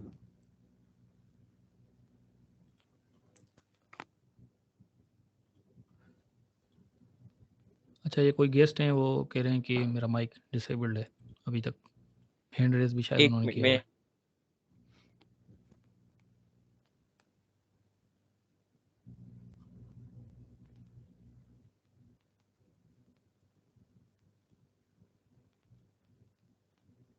अस्सलाम वालेकुम। वालेकुम अस्सलाम वरहमतुल्लाह। ये जो अटेंडेंस का इशू भाई के पास आ रहा है ना, इनको कहें कि सिंपली आपके प्रोफाइल पे क्लिक करेंगे तो ऊपर से एक पॉपअप ओपन होता है, उसमें टीम मेंबर्स और टेक्स्ट मैसेज का आइकन भी है, वहाँ क्लिक करेंगे तो सारे मैसेजेस शो हो जाएंगे। भाई ने सुन लिया होगा मेरे ख्याल से। ये मेन स्क्रीन ही है ना जहाँ पे सर जुनेद का भी फोटो, मतलब कि फोटो खैर शो नहीं हो रहा, लेकिन वहाँ पे अगर क्लिक करेंगे तो पॉपअप ऊपर से आता है, वहाँ पे टीम मेंबर टेक्स्ट मैसेजेस का भी है उसमें पोर्शन। दरअसल मैं उस पे हूँ ना, वेबसाइट पे हूँ, तो उस पे राइट क्लिक से नहीं आ रहा, वो इंस्पेक्ट वाला आ जाता है इससे। अस्सलाम वालेकुम। वालेकुम अस्सलाम। सर मेरा एक क्वेश्चन था कि आपने बोला कि यूआई वगैरह मतलब डिज़ाइनिंग वगैरह करना आपको आनी चाहिए, तो जब हम फ्रंट एंड करते हैं एचटीएमएल और सीएसएस से, तो उससे क्या हमारी जो है यूआई डिज़ाइन नहीं होती क्या? देखें, डिज़ाइन और वेबसाइट एक अलग चीज़ है। डिज़ाइन बेसिकली आपकी, मैं आपको एग्जांपल दिखा देता हूँ अभी।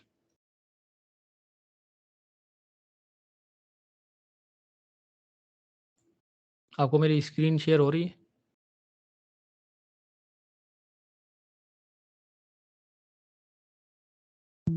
नहीं।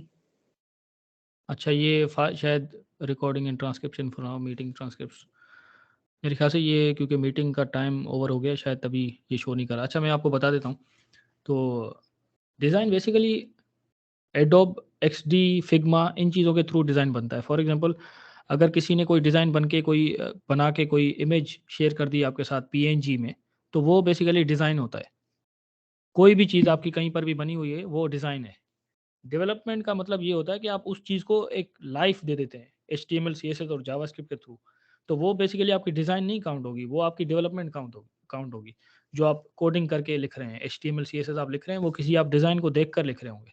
मतलब ऐसे आप, अगर आपके पास कोई डिज़ाइन ही नहीं है तो आप लिखेंगे क्या? आपको कैसे पता लगेगा कि मुझे कौन-सा बटन बनाना है, क्या बनाना है, कहाँ पर बनाना है, उसका कलर कैसा करना है? तो उसके लिए आपको डिज़ाइन चाहिए होता है। तो डिज़ाइन और डेवलपमेंट 2 अलग चीज़ें हैं। ओके सर, तो मतलब हमारे पास अगर कोई आइडिया है कि हमने ये डिज़ाइन बनानी है, तो हम वो कोडिंग के थ्रू हम बनाएंगे, मतलब कि वो डिज़ाइन हम कहीं पर अपलोड नहीं करेंगे और उसको यूज़ नहीं करेंगे। नहीं, पहले आप डिज़ाइन बनाएँगे ऑफ़ कोर्स। डिज़ाइन के मैंने आपको टूल्स बताए थे, फिग्मा है, अभी तो वेबफ्लो भी आ गया है, उसमें तो दोनों काम हो जाते हैं। या वो आपको वो कोई वो वो वेबसाइट। जी। वो मैं समझ गया। पहले हम डिज़ाइन बनाएंगे, फिर उस डिज़ाइन को देख देख के हम जो है कोडिंग के थ्रू अपनी वेबसाइट बनाएंगे, ऐसा ही है? जी, जी, बिल्कुल। ठीक है, थैंक यू सर। वेलकम। अच्छा जुनैद भाई, can you listen me? Yes, I can. अच्छा, क्वेश्चन तो कुछ खास नहीं था, बट एनीवेज मुझे बस ये बताना था कि सेशन बहुत ज़्यादा प्रिसाइज और बहुत बेहतरीन था, आपने हर चीज़ को बड़े अच्छे से कवर किया, so I just had to thank you. तो ओवरऑल सारी कॉन्सेप्ट जो हैं वो अच्छी तरह हमें समझ आ गए हैं, जो छोटे छोटे चीज़ों का जो समझ रखना था, अब उनको आगे कैसे लेके चलना है। बस अब ये है कि वो आपने जो बताया कि आपने वीडियोज़ वगैरह एक वेबसाइट के ऊपर आपने दिखाई हुई हैं कोड से रिलेटेड, तो वो काइंडली शेयर कर दिएगा ताकि हम लोग वो ट्यूटोरियल्स में ना फंसें और चीज़ों को आसानी से हम सीख सकें। जी, जी, sure. Thank you so much for the appreciation first of all. मैंने कोशिश की कि क्योंकि मैं इस सारी चीज़ों से गुज़रा हुआ हूँ, तो मुझे भी ये सारे क्वेश्चन्स होते थे, तो मैंने कोशिश किया है कि जो मुझे आते थे और तभी मैं सोचता था कि कोई बंदा हो, कोई मुझे बताए कि पूरा गाइड करे। तो मैंने वो बेसिकली कन्वर्ट किया है, कोशिश की है कि लोगों को उस तरह से समझा पाऊँ। अच्छा, वेबसाइट का ये है कि अभी मैंने क्योंकि कहीं पर होस्ट नहीं की हुई, तो मैं आपको लिंक नहीं दे सकता उसका। मेरे पास कोड है सिर्फ़ उस वेबसाइट का, तो उसको मैं होस्ट करके आपको इंशाल्लाह शेयर कर दूँगा। तो आप अच्छा, हमारा कोई व्हाट्सएप का कोई सीन नहीं है यहाँ पर ग्रुप वगैरह, तो शायद आप ऐसा करें कि मुझे कोई कांटेक्ट करना चाहता है तो लिंक्डइन की मेरी प्रोफाइल है, वो हसनैन भाई ने शेयर कर दी थी मैंने, ताकि मैं आपको ये स्लाइड्स वगैरह दे पाऊँ, या शायद आप हसनैन से कांटेक्ट कर लें, जिसके थ्रू भी आया है वो उससे कांटेक्ट कर ले, तो वो उसको सेंड कर देगा। हसनैन आपको, अगर आप हसनैन के थ्रू आए हैं तो वो आपको शेयर कर देंगे, अगर आप मेरे थ्रू आए हैं तो मुझसे पूछ लें, मैं आपको शेयर कर दूँगा वो वेबसाइट भी और वो स्लाइड्स वगैरह भी। चलें ठीक है, I will drop you message, तो आप जैसे ही उसको होस्ट करें तो आप लिंक फिर भेज दिएगा। जी, जी, sure, sure. Thank you. Welcome. अच्छा, मेरी लिंक वगैरह शेयर हो गई है लिंक्डइन पर? अगर कोई कनेक्ट करना चाहता है तो यहाँ से भी मुझे कांटेक्ट कर सकते हैं आप। बाकी 10 मिनट रुके, I am just sharing my screen. हम जो है अभी एक लकी ड्रॉ करेंगे अटेंडेंस का, जिसको हम 5 बंदों को लिंक्डइन प्रीमियम देंगे। बस आप 1 मिनट वेट करें, I am just sharing the screen.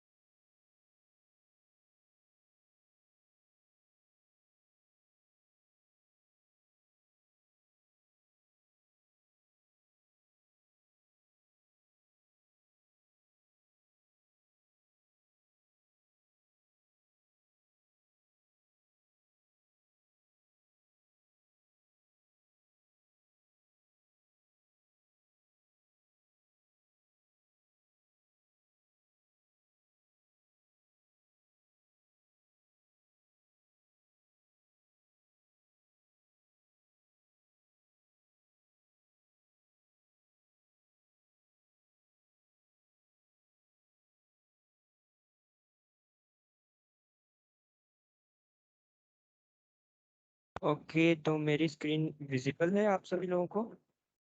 Just rise your hand या जी। मुझे कोई रिएक्शन दें। विजिबल है आपके स्क्रीन। ओके, अगर किसी ने अटेंडेंस फॉर्म फिल नहीं किया था तो इधर ही अपना नेम ड्रॉप कर दे, I will add that name. ठीक है, बाकी हम जो है स्क्रॉल व्हील करते हैं। बाकी एक्साइटेड कौन कौन है लिंक्डइन प्रीमियम के?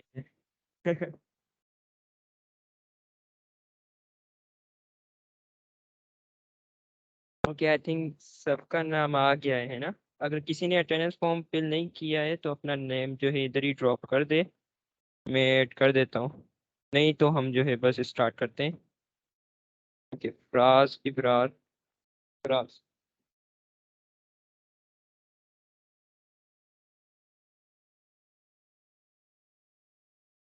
फराज नहीं आया थी।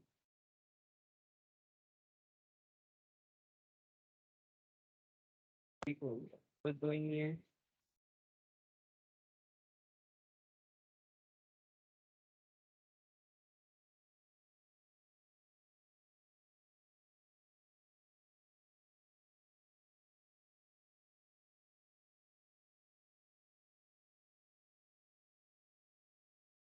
ठीक है, बस अब हम स्टार्ट करते हैं।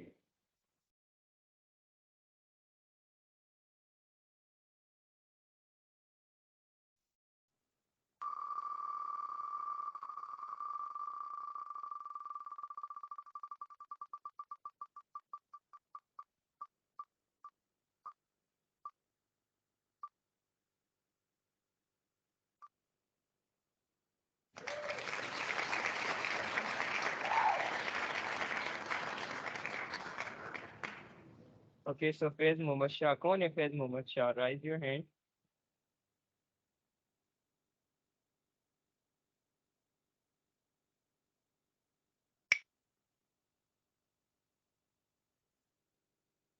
ठीक हो गया, फैज मोहम्मद शाह। नेक्स्ट हम देखते हैं।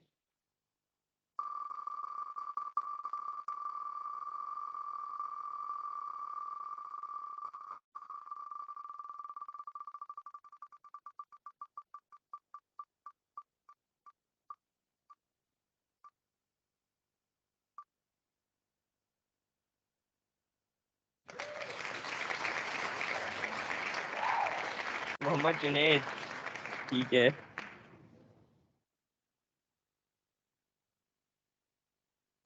मोहम्मद जुनैद ठीक हो गया। अब हमारे पास 3 बचे।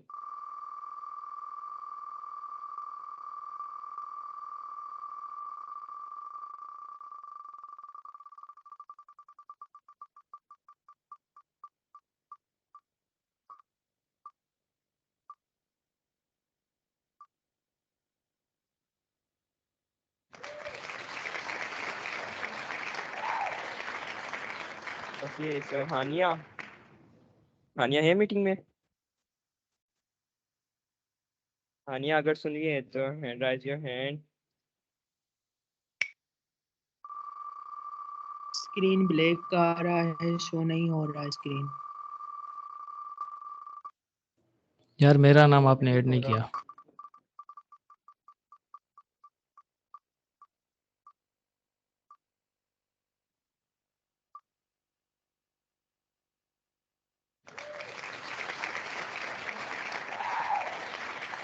ओके सर, मोहम्मद कामरान,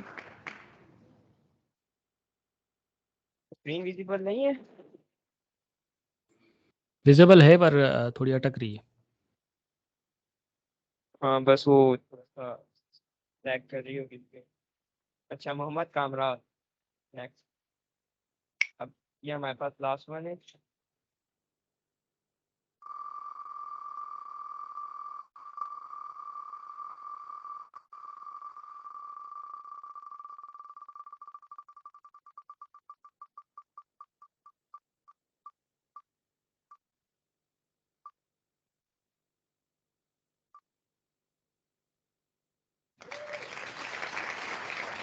मोहम्मद जुनैद ठीक हो गया।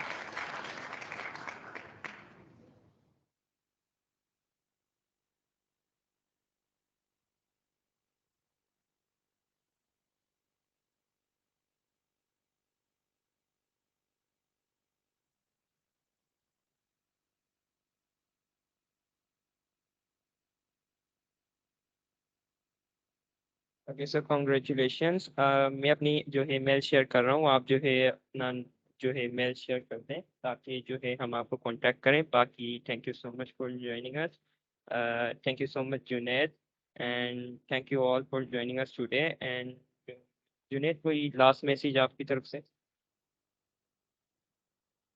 आई थिंक हमने काफ़ी अच्छा सेशन कर लिया है और मैं कोशिश करूँगा कि अपने यूट्यूब पर एक्टिव हूँ और चीज़ें शेयर करूँ। और लोग जो हैं वो जो कांटेक्ट करना चाह रहे हैं वो मेरे पोर्टफोलियो के थ्रू भी कर सकते हैं, हसनैन के थ्रू भी कर सकते हैं और लिंक्डइन के थ्रू भी कर सकते हैं। और I wish you all the very best और thank you so much MSA, thank you so much Hasnain specially for having me. और या दैट्स प्रीटी मच इट। बाकी मैंने लिंक्डइन के हैंडल्स और अपने मेरी खुद की जो लिंक्डइन प्रोफाइल है उसका हैंडल, बाकी हमारी जो कम्युनिटी है MLSM म्यूटल्स उसके भी हैंडल शेयर कर दिए। बाकी thank you so much you all joining us today, and we look forward to seeing you at our next event. Thank you so much. Allah Hafiz. अल्लाह हाफिज़, थैंक यू सो मच।